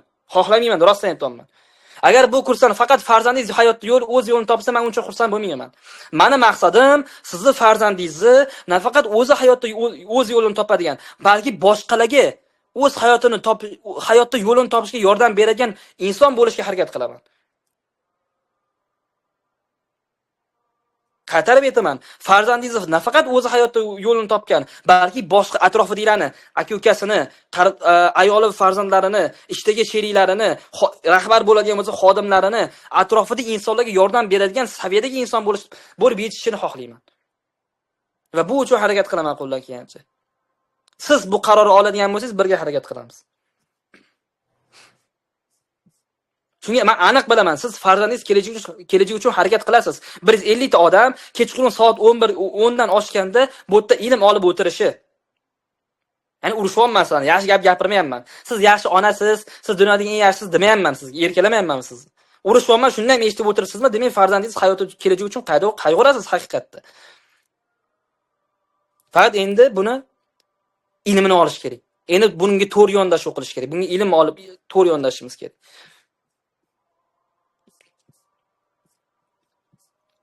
Kursimiz 1,5 oy bo'ladi. Bu sizlar bilan birga ishlashimiz, Xudo xohlasa, kursimiz 1,5 oy bo'ladi. 10 ta dars bo'ladi. 10 ta dars bo'ladi. 4 hafta bo'ladi, 8 ta dars bo'ladi. 4 hafta bo'ladi, 8 ta dars bo'ladi. 6 hafta, lekin yana qo'shimcha ustozlarimiz, mehmon ustozlarimiz bor. Bu mana 6 haftaga boradi, ya'ni 1,5 oyga boradi. 10 ta asosiy dars, 2 ta qo'shimcha darsimiz bo'ladi inshaalloh sizlar bilan. 10 ta qo'shimcha bepul video darsida beramiz. Mehmon ustozlar bo'ladi. 9 ta video bonus darsi beraman yana sizlarga. Kuratorlar tomonidan nazorat, ya'ni kuratorlar bo'ladi. Sizlarga kurator nima kerak? Ya'ni yordamchi ustozinglar bo'ladi. Yordamchi ustoz nimaga kerak? Sizga vazifa beraman. Nafaqat sizga ilm o'rgataman, balki vazifa beraman praktik. Uni qilishingiz uchun shunaqa praktik vazifa beraman, ustozinglar sizdan xabar olib turadi. Opa, shu ishni qildingizmi? Aka, shu ishni qildingizmi deb xabar olib turishadi inshaalloh. Va har xil sovg'alarimiz bor. Juda ham zo'r sovg'alarimiz bor. Va bu kursimizga yozilgan onalarga eng katta sovg'amizni hozir aytaman sizlarga. Eng katta sovg'asini. Bu juda ham katta yangilik bo'ladi. O'zimiz ham kutmagan edik. Kecha bitta ustozimiz juda ham zo'r tavsiya berdilar. Ya'ni yonimizda turib bergan, doim yonimizda turib beradigan o'sha insonimiz alhamdulillah juda ham tavsiya berdilar. Har tomonlama barakotlar. O'shani e'lon qilamiz sizlarga. Xo'p, bu 4 haftada nima bo'ladi? Bu 4 haftada nima bo'ladi? Birinchi hafta 2 ta dars bo'ladi, onlayn bo'ladi bu kursimiz, onlayn formatda bo'ladi va shanba, yakshanba ishlaydiganlar ham bo'sh vaqtda bo'lish uchun shanba va yakshanba kunlari bo'ladi. Birinchisi, baqir-chaqirsiz oila. Ya'ni birinchi darsimizni ota-ona farzand tarbiyasida baqir-chaqirdan qutulishga harakat qilamiz. Ya'ni telefon olib qo'y, mana gapirish oson, bolaga telefon bermaylar deb. Lekin bolangizdan telefoningizni olib qo'ysangiz, bola xarxasha qiladi, sizga o'qiraydi, baqiradi, nabrot o'rtanglar uzoqlashib ketadi. Mana shu kursda nafaqat qaysi ishlarni to'g'ri qilish, balki qanaqa qilish ham o'rgataman. Bu kursning o'zi farqi shunaqa. Boshqa kurslardan farqi sizlarga nima qilish emas, qanaqa qilish o'rgataman, Xudo xohlasa. Birinchi darsimizda Xudo xohlasa bolamizga ish buyurishda, jazo va mukofotda baqir-chaqirdan qutulishga erishamiz, Xudo xohlasa. Keyingisi, ota-ona va farzand o'rtasidagi munosabatlar. Ota-ona va farzand o'rtasidagi munosabatlar. Birinchi haftamiz, birinchi modulimizni ikkinchi darsida Xudo xohlasa ota-onani avtoritetini ko'tarish. Ota-ona nima desa bola xo'p deydigan darajaga chiqarish, ya'ni nima desa xo'p deydigan emas, ya'ni ota-ona bolasini kelajagi uchun to'g'ri olayotgan qarorlarni bola tushunadigan, ota-onani eshitadigan, Xudo xohlasa ilm olgan deganda xo'p bo'ladi deydigan nuqtaga chiqish uchun ota-onani avtoritetini olib chiqish, ya'ni ko'tarish uchun Xudo xohlasa harakat qilamiz bu darsimizda. Va bu muhim. Avtoritetingiz bormi bolani oldida, yo'qmi degan qattan bilasiz. Bitta gap 10 marta jo'rayversangiz ham eshitmayotgan bo'lsa, yana o'sha xatoni qilayotgan bo'lsa, bilingki avtoritetimiz hali yo'qotganmiz ozgina bo'lsa ham. O'shani chiqarishimiz kerak, o'shani shakllantirishimiz kerak. Chunki hammamiz aytamiz-ku, to'g'rimi? Ota-onalarimiz oldingi paytda bitta gapirsa, bittada qilardi deb. Chunki avtoritetligi bo'lganda biz ham ota-ona pozitsiyasini cho'tga ushlashganki, bitta gapirganda qilganmiz. Tushunarlimi? Ikkinchi modul birinchi haftamizda Xudo xolasa to'g'ri jazo va to'g'ri mukofot. Ya'ni o'sha o'qish ilmga qiziqtirish uchun qanaqa jazo, ilmga qiziqtirish uchun qanaqa mukofot berishimiz kerak, yoki ilmga qiziqmasa, ilm olmasa qanaqa jazo bersak bolani sindirib qo'ymaymiz, o'zimiz aytganimizni qilmasa, ya'ni noto'g'ri yo'lda ketayotgan bo'lsa, yomon odatlar shakllantirgan bo'lsa, qanaqa qilib to'g'ri mukofot berib, u odatdan qutulishtirishimiz mumkin, qanaqa jazo berib bolani sindirib qo'ymasdan bu narsadan qutulib o'tirishimiz mumkin. Baqir-chaqirsiz jazo va mukofotni Xudo xolsa o'rganamiz. Ikkinchi modulimiz, ya'ni ikkinchi haftamiz, ikkinchi darsi bolada mas'uliyatni shakllantirish. Bolada o'ziga bo'lgan mas'uliyati va o'ziga bo'lgan ishonchi. Ya'ni hozir gapirgan gaplarim bor-ku, otilida shakllanish kerak bo'lgan narsani. 20-25 yoshgacha. O'sha birga o'qiymiz, birga ilmini olamiz va Xudo xohlasa 20 yoshgacha bitta bolamiz, bitta ayol kishini yashatadigan, baxtli qila oladigan, farzandlariga mas'uliyatli ota bo'ladigan inson bo'lib yetishib chiqadi inshaalloh. Keyingisi 3-haftamiz, ya'ni 3-modulimizning birinchi darsida yomon odatlardan qutulish va yaxshi odatlarni shakllantirish. Ya'ni bolamizda qanday yomon odatlar bor. Yoshlik paytdan hisoblasak, bu so'kish bo'lishi mumkin, keyingisi chakish bo'lishi mumkin, qizlarga bog'lanib qolgan, yomon o'rtoqlarga bog'lanib qolgan, telefon, kompyuter va hokazo. Yomon odatlardan qutulishga va yaxshi odatlarni nima? Sport bilan shug'ullanish, kitob o'qish, ota-ona bilan yaxshi muomala, siz bilan o'rtalarda bo'ladigan suhbat, ya'ni ota-onasi bilan bo'ladigan suhbatga qanaqa erishishimiz mumkin? Bolamiz bilan qanaqa kontaktga kirishimiz mumkin? Bu ilmlarni Xudo xolsa sizlarga o'rgatamiz. 3-haftamizning ikkinchi darsida vaqtdan unumli foydalanish. Ya'ni bolamizga o'z ilmi borki, agar vaqtidan to'g'ri foydalansa, o'zini ilmini oladigan bo'lsa va bu uchun to'g'ri harakat qiladigan bo'lsa, boshqalar 10 yilda erisha olmaydigan narsasiga bolamiz 1 yilda erishishi mumkin. Buning imkoni bor. Buning ilmi bor. Harakat ilm bilan harakat qilinadigan bo'lsa, buning imkoni bor. Farzandimizga boshqalar eng kamida 4-5 yilda erisha olmayotgan narsasiga bolamiz to'g'ri ilm bilan harakat qilsa 1 yilda erishishi mumkinligini bildira olsak, ishontira olsak va bu uchun yonida to'g'ri ilm bilan tur bera olsak, inshaalloh farzandimiz xuddi shu narsa bo'ladi. Boshqalar 25 ga chiqib tushuna olmayotgan narsasini 20 yoshda tushun bo'ladi. Boshqalar 30 yoshga chiqib tushunmagan, erisha olmagan narsasiga 20 yoshda erishadi Xudo xohlasa. Kelishdiki? Keyingisi 4-modul, 4-haftamizning birinchi darsi. Ilm olishga qiziqish. Ya'ni bolalarimizni mehnatdan ko'ra ilm olishga qiziqishini qanaqa oshirish? Qanaqa o'zi ketida chim ko'tarib yurmasdan begzod. Qanaqa qilib bolamizni chim ko'tarmasdan, ya'ni urishmasdan ilmiy qiziqtirishimiz mumkin. Eng zo'r kurslarga beryapman, eng qimmat kurslarga beryapman, baribir o'qimay kelyapti. 2 oyda, menga qiziqmadi va men qila olmadim deb bahona bilan to'xtatib qo'yapti desanglar, mana shu darsda Xudo xolsa sizlar bilan javob topamiz. Qanaqa qilib bola o'zi mazza qilib kitob o'qishi, qanaqa qilib bola o'zi mazza qilib ilm olishi, qanaqa qilib bola o'zi mazza qilib siz ketida yurmasangiz ham o'zi pul topib, o'zi kursga boradigan darajaga olib chiqish mumkin. Bu narsalar haqida gaplashamiz. Hammasini yechimi bor, ilmi bor hammasini Xudo xolsa. Va 4-haftamizda, ya'ni 4-modulimizda eng oxirgi darsida tez o'zgarib borayotgan dunyoda to'g'ri kasb tanlash. Sizlarga 3 ta kasb tanladim-ku, to'g'rimi? Aytdim-ku. Sotuv, nima dedim? Esla olamiz. Sotuv, sun'iychilik va qaysi kasb tanlashi muhim emas, u kasbda nimalarga erishish mumkin. Ya'ni bu darsimizda sizlar bilan bolalarning kuchli tomonini ochib va o'sha yo'nalishda qaysi kasb tanlagan bo'lsa, o'sha yo'nalishda qanaqa qilib birinchi raqam bo'lish mumkin, qanaqa qilib tengdoshlarining orasida yorib chiqish mumkin. Nima qilsa bu meni farzandim deb faxrlanib yuradigan maqomga chiqishi mumkin degan savollarga Xudo xohlasa javob beramiz. Kelishdingmi? 5-haftamiz. 5-haftamizda Xudo xohlasa ustoz individual yondashuv bo'ladi. Har bitta savollarga javob beraman Xudo xohlasa. Ya'ni 2 ta darsimizda savol-javob bo'ladi. Bemalol har bitta ona o'zi 4 haftamizda o'zi hech qaysi savollarga savol qoldirmaydigan darajada bilim berishga harakat qilaman. Lekin shundan ham qolib ketadigan bo'lsa, 5-haftamiz polniy savol-javob bo'ladi. Bemalol har bitta ona o'zida bo'layotgan muammolarini aytsa, o'ziga individual javob beraman, Xudo xohlasa individual yechim beramiz, Xudo xohlasa. Ya'ni bu kursdan keyin menga savolim qolib ketdi degan narsa sizda bo'lmaydi.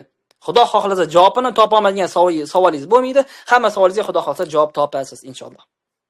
Kelishdingmi? Bu kursni boshqa kursdan afzalliklari birinchi o'rinda ustozlarni psixolog yoki teorik emas, praktikligi. Ya'ni men qayerdandir kitobdan o'qib olib, kimdir aytgan gaplar bilan ta'lim bermayman siz bilan. Qaytarib aytaman. 1,5 mingta bola 17, 18, 20 yashar bolalar ko'zda yosh bilan Begzod aka ota-onam bilan chiqisha olmayman. Begzod 28 yashar bolalar. Begzod ayolimni boshqara olmayman. Begzod mamlaqa bo'lyapti deb yig'lab dardini ochgan muammolarini va unga bergan yechimlarimiz bilan bo'lishaman siz bilan. Hayotda bo'lgan voqealar bilan. Kelishdingmi? Xudo xohlasa bu darsda yana kuchli tomonlardan bittasi individual yechim olasiz Xudo xohlasa va amaliy mashqlar beraman. Shunchaki gapirib o'tib ketmayman. Amaliy mashq beraman va buni so'rab olaman ham Xudo xohlasa. Inshaalloh o'tgan kursimizga amaliy mashqlar berganmiz. Inshaalloh ulardan ham yaxshilab so'rab olamiz. Ana endi bu kursda kimlarni kutamiz? Bu kursda ozgina bo'lsa ham mas'uliyatni o'zini bo'yniga olishga tayyor bo'lgan. Bekzod, erimmi, turmush o'rtog'immi va bolalarimmi hayoti baxtliroq kechishi uchun o'zim o'zgarishga tayyorman degan insonni kutamiz bu kursda. Bekzod, men kursda 2 barobar pulini to'layman, meni hayotim yaxshi bo'lib qoladigan bo'lsa, kerak emas bunaqa insonda. Kimni kutmaymiz desa, Bekzod, nech pul desangiz beraman, shunchaki oilam o'zgarib qolsin deydigan insonlarni kutmaymiz. Unaqa bo'lmaydi. Unaqa bo'lmaydi. 1 million dollar bersangiz ham unaqa bo'lmaydi. Olmayman ham chunki. Tushunyapsizlarmi? Unaqa bo'lmaydi. Inson o'ziga mas'uliyat olmaguncha, ilmini olmaguncha, ilmiga amal qilmaguncha, o'zi hayotini o'zgarishi uchun bitta qadam tashlamaguncha, uni hayoti hech qachon o'zgarmaydi. O'shaning uchun ham sizni hayotingizni o'zgartirish uchun men bor kuchim bilan harakat qilaman. Bu narsaga siz o'zingiz tayyor bo'ladigan bo'lsangiz, qarorni siz olishingiz kerak bo'lar ekan. Ana endi sizga savol beraman. Hozir hamma aktiv bo'lsin, iltimos, hammadan fikr so'rayman. Mana shu 1,5 oylik kurs, shuncha beriladigan bilimlar va men sizga aytayotgan natijalar nech pulga arziydi? Bitta o'zingizning fikrlaringizni yozib qo'ying, iltimos. Nech pulga arziydi? Agar siz narxini bilmaganingiz va aytilmaganda, bu kursni nech pulga sotib olishga tayyor bo'lardingiz? Bu kursni nech pulga baholagan bo'lardingiz? Bu kursni nech pulga arziydi deb bilasiz? Bitta hamma o'zining fikrini yozib qoldirsin, iltimos. Menga qiziq. O'zim shaxsiyatimga qiziq. Qani bitta o'zingizning fikrlaringizni yozib qoldiringlar. Oila tinchligi va sakinati uchun qancha bersa kam? 100% shu fikrga qo'shilaman. Ya'ni uni qo'yib turish kerak, pulni ham chetga qo'yish kerak, boshqasini ham chetga qo'yish kerak. Oilaning sakinati bebaho. Bebaho narsa. Davom etamiz. Ana endi paketlarimiz bilan tanishamiz sizlar bilan. Premium va VIP paketi. Premiumda hozir aytgan darslarimiz bo'ladi. VIP paketimizda nima? VIP paketimizda ham xuddi shu darslar bo'ladi, lekin VIP paketimizda bitta boshqacha nuqtasi bor. VIP paketda men shaxsan o'zim oila a'zoyingizga aylanaman. Ya'ni oila a'zoyingizga xuddi bitta inson sifatida kiraman. Ya'ni qaysi siz o'zingiz sirlaringizni aytasiz, bo'layotgan voqealarni aytasiz va men xuddi o'sha oilaning a'zosiga o'xshab o'sha muammolarni yechishga harakat qilaman. Bor kuchim bilan inshaalloh, ya'ni oilangizning bitta a'zosiga aylanaman. Qo'shimcha darslar bor. Bola bilan, ya'ni VIP paketimizda bola bilan individual darslarimiz bo'ladi, bola bilan individual ishlarimiz bo'ladi, bolani har kun tekshirib turadigan ustozlari, qo'shimcha ustozlari bo'ladi inshaalloh. Ya'ni shunaqa VIP paketini qulaylik, ustunlik tomonlari bor. Ya'ni bola bilan ko'proq ishlayman va bolani har kuni yangi odatlarni shakllantirishga yordam beramiz. Bu sport bilan shug'ullanish, kitob o'qish, bu ota-onaga yaxshi ko'raman deb aytish, opa-singlis bilan bo'lgan muomala, hayotida bo'lgan maqsadini qo'yish va hokazo. Ya'ni doim ota-ona o'sha VIP paketida doim ota-ona bilan aloqada bo'lamiz, alohida xohlagan paytda xohlagan savolligini berib, mendan shaxsan o'zimdan savoliga javob olishiga mumkin bo'ladi. VIP paketda qo'shimcha ustozlar bo'ladi, ingliz tilini qanaqa qilib yaxshi o'qish, sport va gigiyena, ya'ni alohida yo'nalishlarda ham kuchli shaxsiyatni shakllantirish uchun birga harakat qilamiz bu paketimizda inshaalloh. Faqat bilishinglar kerak bo'lgan narsa bor, hurmatli ota-onalar.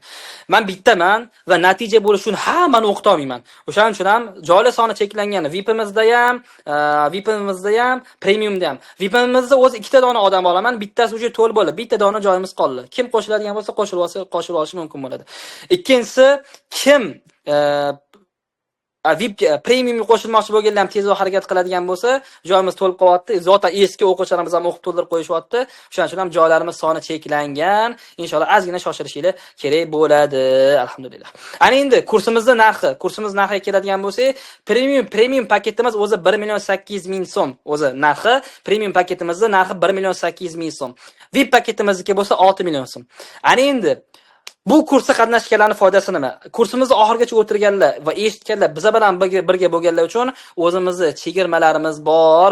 Ya'ni agar hozir 20 minut vaqt beraman. 20 minut vaqt ketadi hozir, aytaman men o'zim. Shu 20 minut vaqt ichida o'zingiz to'lov qilib joyingizni band qilib olganlarga yo'g'ida hech bo'lmasa Bekzod kursimiz 1-maydan boshlanadi. 1-maydan boshlanadi. Bekzod men 1-maygacha kursi to'lovini qilib qo'yaman. Lekin hozir menimcha pulim bor deb hech bo'lmasa 200 ming so'm bilan o'zini joyini band qilib qo'yadigan onalarimiz uchun chegirmalarimiz bor. Xudo xohlasa, ya'ni siz agar hozir joyingizni band qilib oladigan bo'lsangiz, kurs paytida 1,8 million so'mlik kursimizni atigi 1,2 million so'mga olishingiz mumkin bo'ladi. VIP paketida o'qimoqchi bo'lgan oilamiz bo'ladigan bo'lsa, 6 millionlik paketni atigi 4,8 million so'mga olishiga imkoniyat bo'ladi. Premium paketga keladigan bo'lsa, o'zi narxlarga keladigan bo'lsa, keling hisob kitob qilamiz.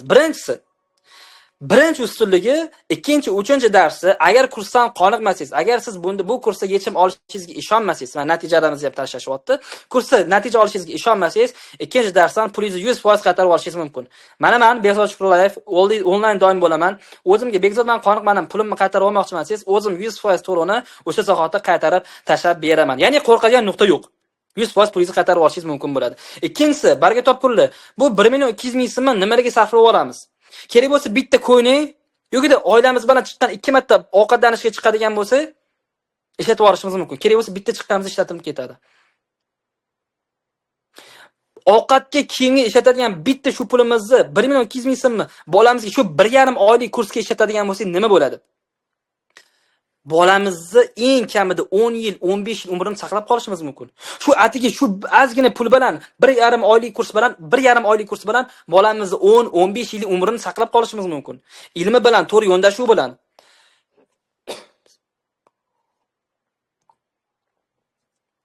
Tushunyapsizlarmi?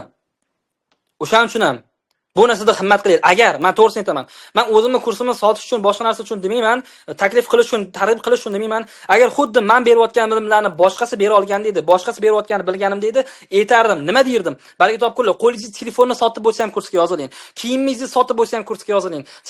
Tilingizni sotib bo'lsa ham kursga yoziling. Balki topqinlar, tillarni qayoqqa olib ketadi, sizdan keyin birov taqadi va hokazo. Balki topqinlar, shu ilmni oling, oilangiz baxtliroq yashaydi. Yaxshi kayfiyatda, tabassumli vaqtda paydo bo'ladi va hokazo. Arziydi Xudo xohlasa. Arziydi. Narsangizni tilingizni sotib bo'lsa ham qatnashing degan bo'lardim. Bo'lmasa ana endi bonusimizni aytmanman-ku. Bonusimiz. Birinchi o'rinda hurmatli onalarimiz. Bugun yangiligimiz. Eski ota-onalarimizga bu yangilik bo'ldi. Ertalab ularga aytdim, juda ham xursand bo'lishi alhamdulillah. Ya'ni men bu kursimizdan keyin, ya'ni zamonaviy dunyoda farzand tarbiya qilish kursidan keyin keyingi etapda kurs ochdim va u kursni bepul qilib qo'ydim. Alhamdulillah. Shu narsaga himmat berishdi, yaxshi tavsiya berishdi, alhamdulillah hayotimizda borlar. Ya'ni bu kursga yozilgandan keyin bu kursda berilgan bilimli videolar 2 oy turadi. Bemalol 2 oyda videolarni qayta ko'rishingiz mumkin, tahlil qilishingiz mumkin va hokazo. Lekin bu mana to'xtab qoldi degani emas. Undan keyin yana bitta kursimiz ochiladi, yopiq guruhimiz bo'ladi. U guruhda faqat va faqat bizdan kurs olgan, kursimizni o'qib chiqqan onalar qo'shila oladi. $10,000 berib ham qo'shilish mumkin emas u guruhga. $10,000 berib ham qo'shilish mumkin emas u guruhga. Faqatgina shu kursimizni o'qib chiqqan onalarimizni qo'shamiz u kursga, u klubga. Va u klub ham shunchaki bo'lmaydi. Yangi olayotgan bilimlarimiz, men aytdim-ku, ustozlardan doim yangi bilimlar olaman. Doim olgan bilimlarim bilan bo'lishib boraman. Mehmon ustozlarimiz doim har xil yo'nalishdagi mehmon ustozlarimiz dars o'tib turishadi. Yangi yo'nalishda mavzular bo'lib turadi. Har xil yaxshi natija ko'rsatganlarga, vazifalarni yaxshi qilganlarga mukofotlarimiz bo'ladi. Bu kitob ko'rinishida, bu pul ko'rinishida, nasib qilsa plan qilib turimiz, xudo xolasa Madina safarlari mukofotlari bo'ladi. Inshaalloh niyat qilib qo'ydik, inshaalloh niyatimizga yetkazsin. Duo qilib qo'yasizlar haqqimizga.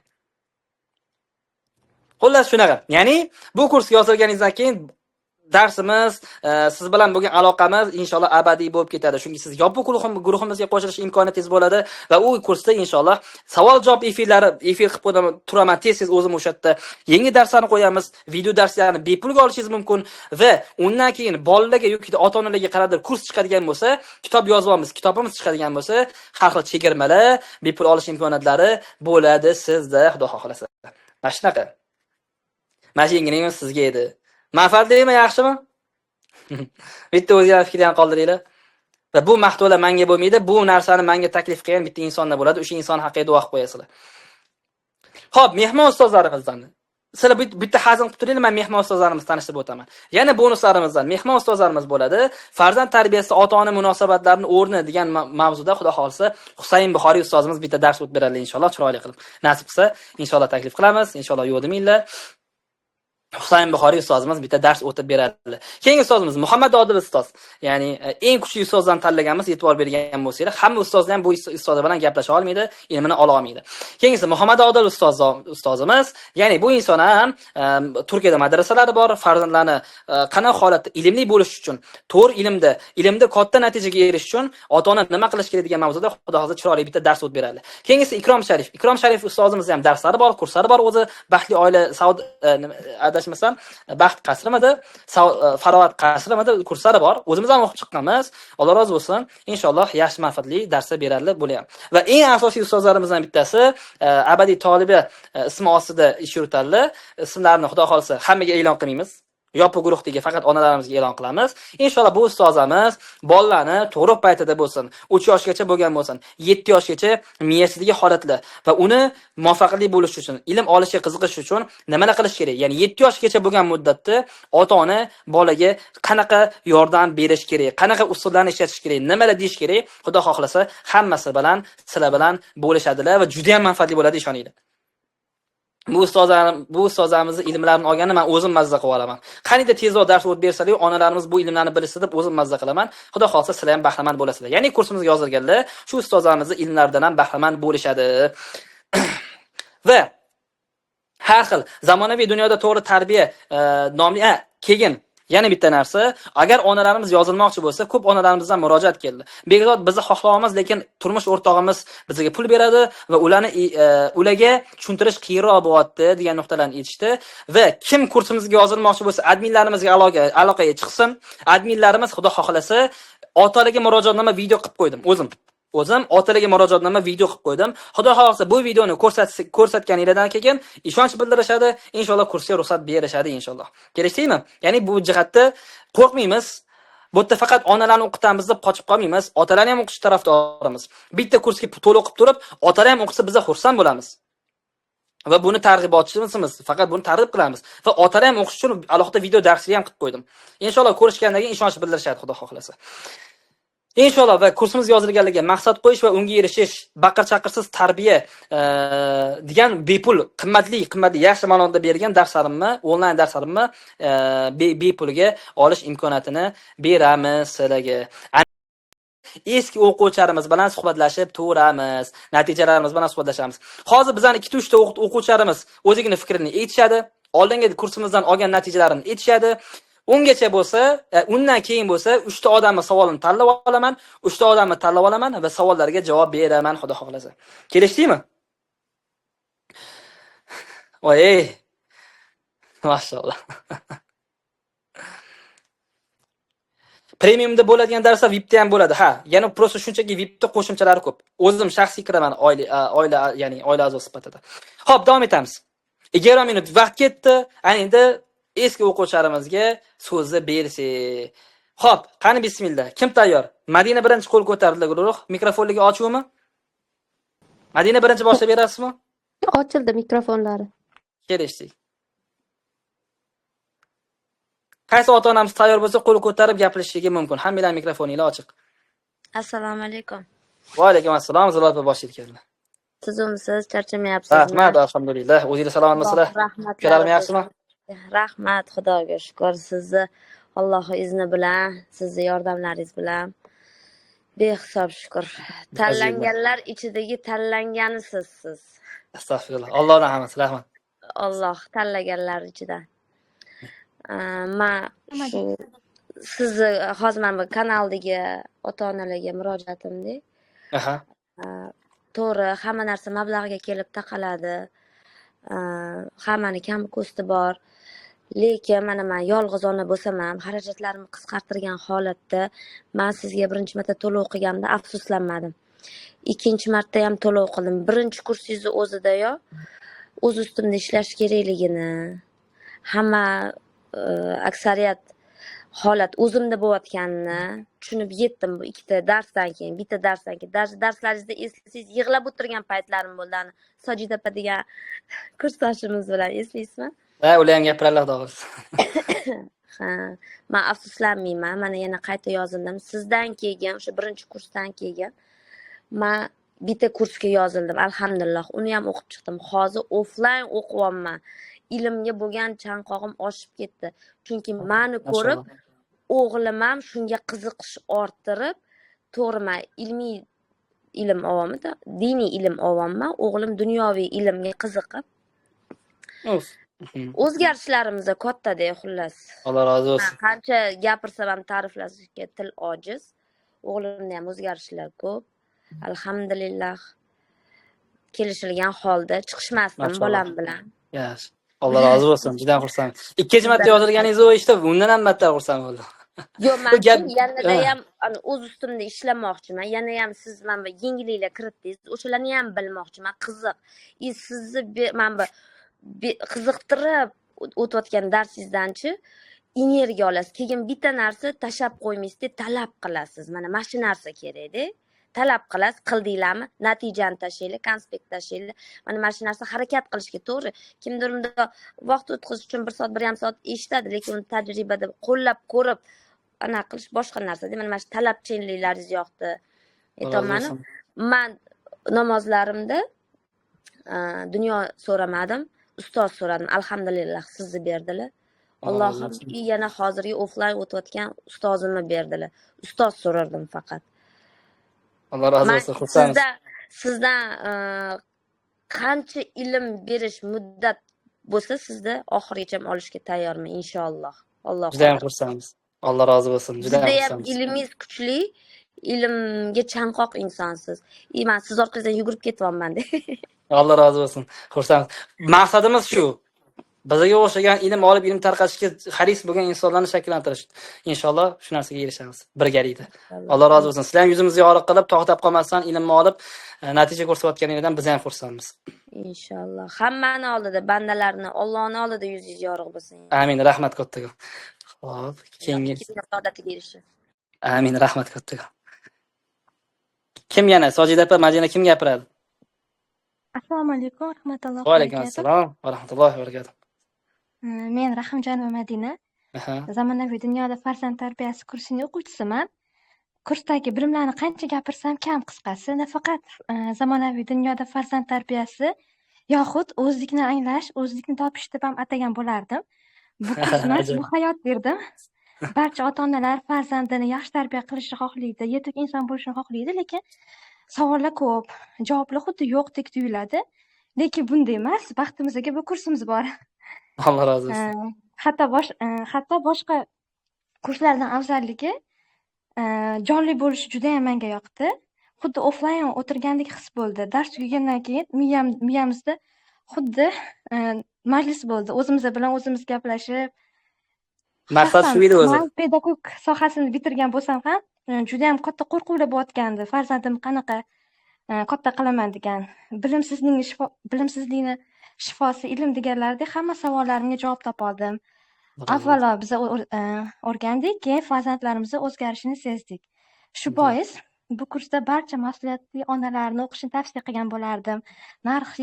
Narxiga arziydi, oltinga teng ilmlar bor. Shu jumladan sizga, yana meni o'zgarishimga, ilmga rag'batim oshishiga sabab bo'lgan abadiy toliba ustozimga cheksiz rahmatlarimni aytib qolaman. Amin. Biz ham ularga rahmat aytamiz.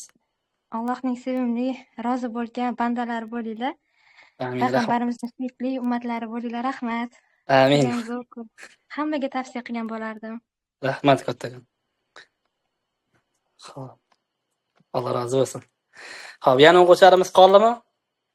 Bo'ldi. Sekin todasiya o'zi bo'ladi. Sekin behzod erkalamoqda.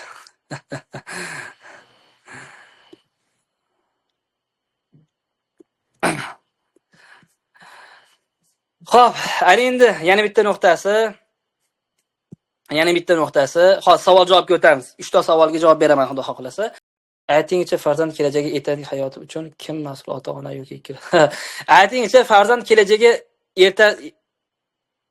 kelajagi ertangi hayoti uchun. Ya'ni farzand kelajagi uchun kim mas'ul? Otami, onam. Ikkalasi bir-biriga bog'liq. Ikkalasi bir-biriga bog'liq. Bola otadan ko'rib o'rganadi. Ya'ni yozib olinglar shu narsani. Bola otadan ko'rib o'rganadi hayotni. Onadan eshitib o'rganadi. Bola otani qilayotgan qarorlari, harakatlari, o'zini tutishlaridan ko'rib o'rganadigan bo'lsa, bola onadan eshitadi. G'iybat qilyaptimi, qilmayaptimi? G'iybat qilyaptimi, birovlarni g'iybat qilishdan to'xtatyaptimi? Birov otasini yomonlayaptimi, maqtayaptimi va hokazo. Gapirib eshitib, ularni qilayotgan muomalasidan, onasini qilayotgan gaplaridan tarbiya oladi. Ya'ni ikkalasi bir-biriga uzviy bog'liq. Uzviy bog'liq. Alloh taolo bizlarni juft qilib bekor yaratmagan. Farzand tarbiyasida ham birga harakat qilishimiz kerak. Ana endi qanaqa qilib kursimizda shu nuqta ham bor. Qanaqa qilib otalarni farzand tarbiyasiga jalb qilish bo'yicha ham darslarimiz bor. Uni bu yerda oshkor qila olmaymiz.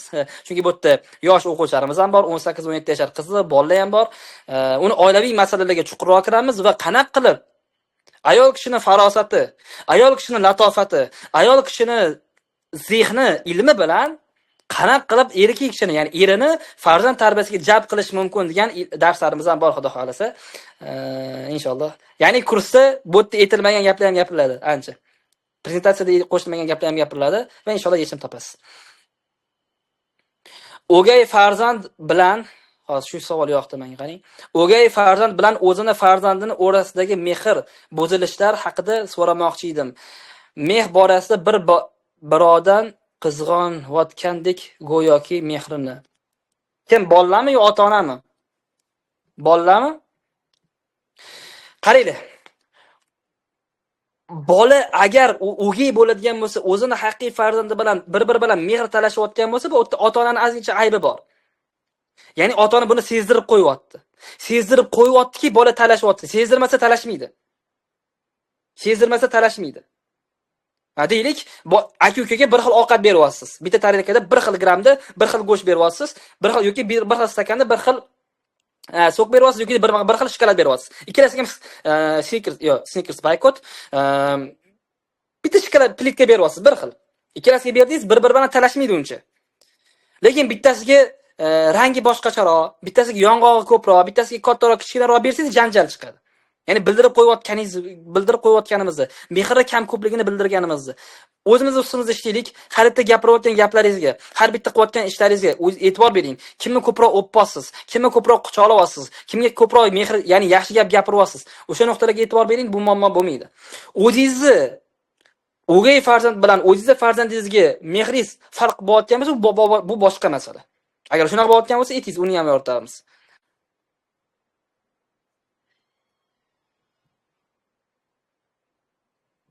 Shunday farzandlar borki,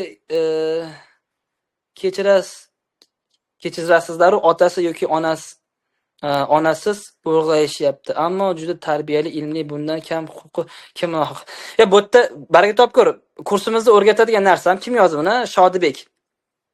Shodibek yozibdi-da, necha yoshsiz bilmadim. Va qanaqa holatdasiz? Ya'ni yoshingizning farqi yo'q. Agar mendan ilmli bo'ladigan bo'lsangiz, 10 yosh bo'lsangiz ham ilmingizni olveraman eshitib. Lekin uylanganmiz yo'qmi bilmadim. Farzand tarbiyasi ota-ona beradigan narsa emas. Farzand tarbiyasi ota-ona beradigan narsa emas. Ya'ni bu farzandni odobli yo'da beodob bo'lishga ota-ona 100% unga bog'liq emas.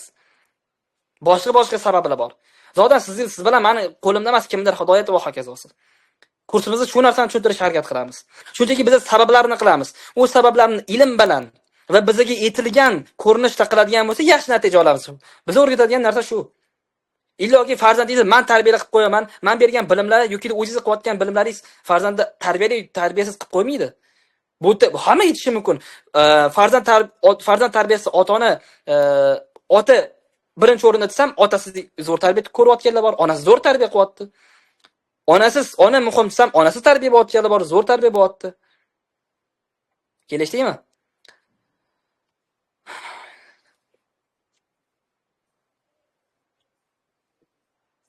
Xo'p, oxirgi savolga javob beramiz. Ko'proq odamga manfaat bo'ladigan savol bormi?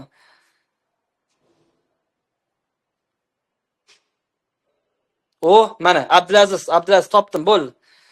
Xo'p, savollarni berib qo'yaveringlar. Nasib qilsa, vaqtim topsam, xudo xolasa hammalarga javob beraman.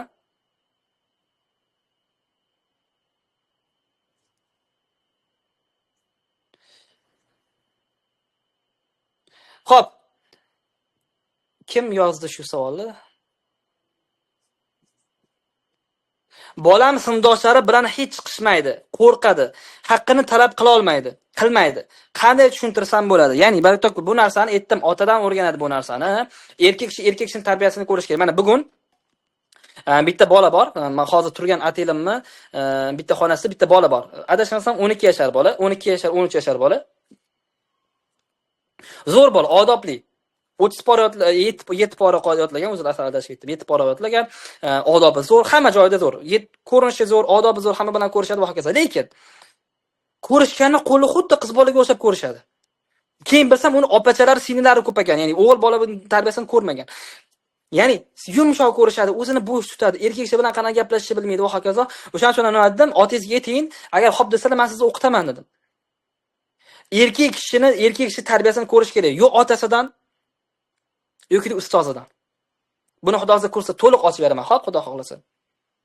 Sizga hozir eng qisqa aytadigan javobim, erkak kishi, o'g'il bola, farzand tarbiyasida erkak kishining xulqini ko'rish kerak. Siz mashi qaniydi shu erkakka o'xshagan deydigan odamni toping va o'sha insonga yo o'quvchilikka yoki shogirdlikka bering. O'zi eng afzal otani ishlatishi. Inshaalloh kursimizda qaytarib aytaman, otani farzand tarbiyasiga kiritish, jalb qilish bo'yicha gaplashamiz inshaalloh. Eshitdingmi inshaalloh? Buni hammasi ilmi bor, hammasini yechimini qilamiz Xudo xohlasa. Xo'p. Ana endi kim yozilmoqchi bo'lsa, hamma o'zini adminlarimiz bor, adminlarimiz hozir yozib qoldirishadi. Men yozilmoqchiman deb yozib qoldirsanglar, yoki plus raqamini qoldirsanglar, Xudo xohlasa adminlarimiz aloqaga chiqib, shaxsiylarga aloqaga chiqib, joylarni band qilib qo'yadi. Xudo xohlasa qaytarib aytaman, inshaalloh berganingizga nisbatan ko'p olishingizga men va'da beraman. Xudo xohlasa pulingizga rozi bo'lishingizga va'da beraman, chunki bundan oldingi o'qigan har bitta o'quvchimiz 100% rozi. 99% natija, lekin 100% rozi. Natija bo'lsa ba'zi bir bergan vazifalarni qilmagan onalar tan olib bezod, men hali qilmadim, lekin qilib natija olishimga ishonaman deganligini qolib ketgan bitta ikkitasi. Atak 100% ga rozi alhamdulillah. Siz ham rozi bo'lishingizga inshaalloh qo'ldan kelgancha va'da beramiz va harakat qilamiz. Qaytarib aytaman, farzandingiz kelajagi uchun birga harakat qilamiz Xudo xohlasa. Inshaalloh. Hammaga rahmat. Foyda olinglar degan umiddaman. Foyda oldim desanglar, iltimos, mana shu 100 ta odam qolgan bo'lsa, 100 ta chat xohlayman. 100 ta kommentariy xohlayman. Xulosalar degan narsani qoldiringlar, adminlar iltimos. Xulosalar degan chatga iltimos. Hamma o'zining fikrini qoldirsin. Bu darsdan 3 ta nima oldingiz? O'sha eng 3 ta olgan eng zo'r bilimingizni yozib qoldiring. Hammani fikrini, hammani xulosasini yozib o'qiyman, hammasiga reaksiya qoldiraman. Inshaalloh hammalarga javob berishga harakat qilaman. Kelishdingmi? Hammaga rahmat, biz bilan bo'lib, bizga ishonib, shu yerda o'tirib, vaqtingizdan ajratib o'tirganingizga rahmat. Inshaalloh turmush o'rtog'ingizga ham ayting, bolalaringizga ham ayting. Inshaalloh bugundan boshlab hayotimiz o'zgaradi deb tabassum qilib qo'ying. Inshaalloh ularning ham qalbiga bir xursandchilik kirsin. Bizga ishonib kursimizga yozilganlarga alohida rahmat. Inshaalloh ishonchinglarni oqlaymiz va faqat xursand bo'lasizlar. Inshaalloh. Hammaga rahmat, Allohga omonat. Xayr, yaxshilikni ko'rishlik, xayr, salomat bo'linglar. Vaqtingizga rozi bo'linglar.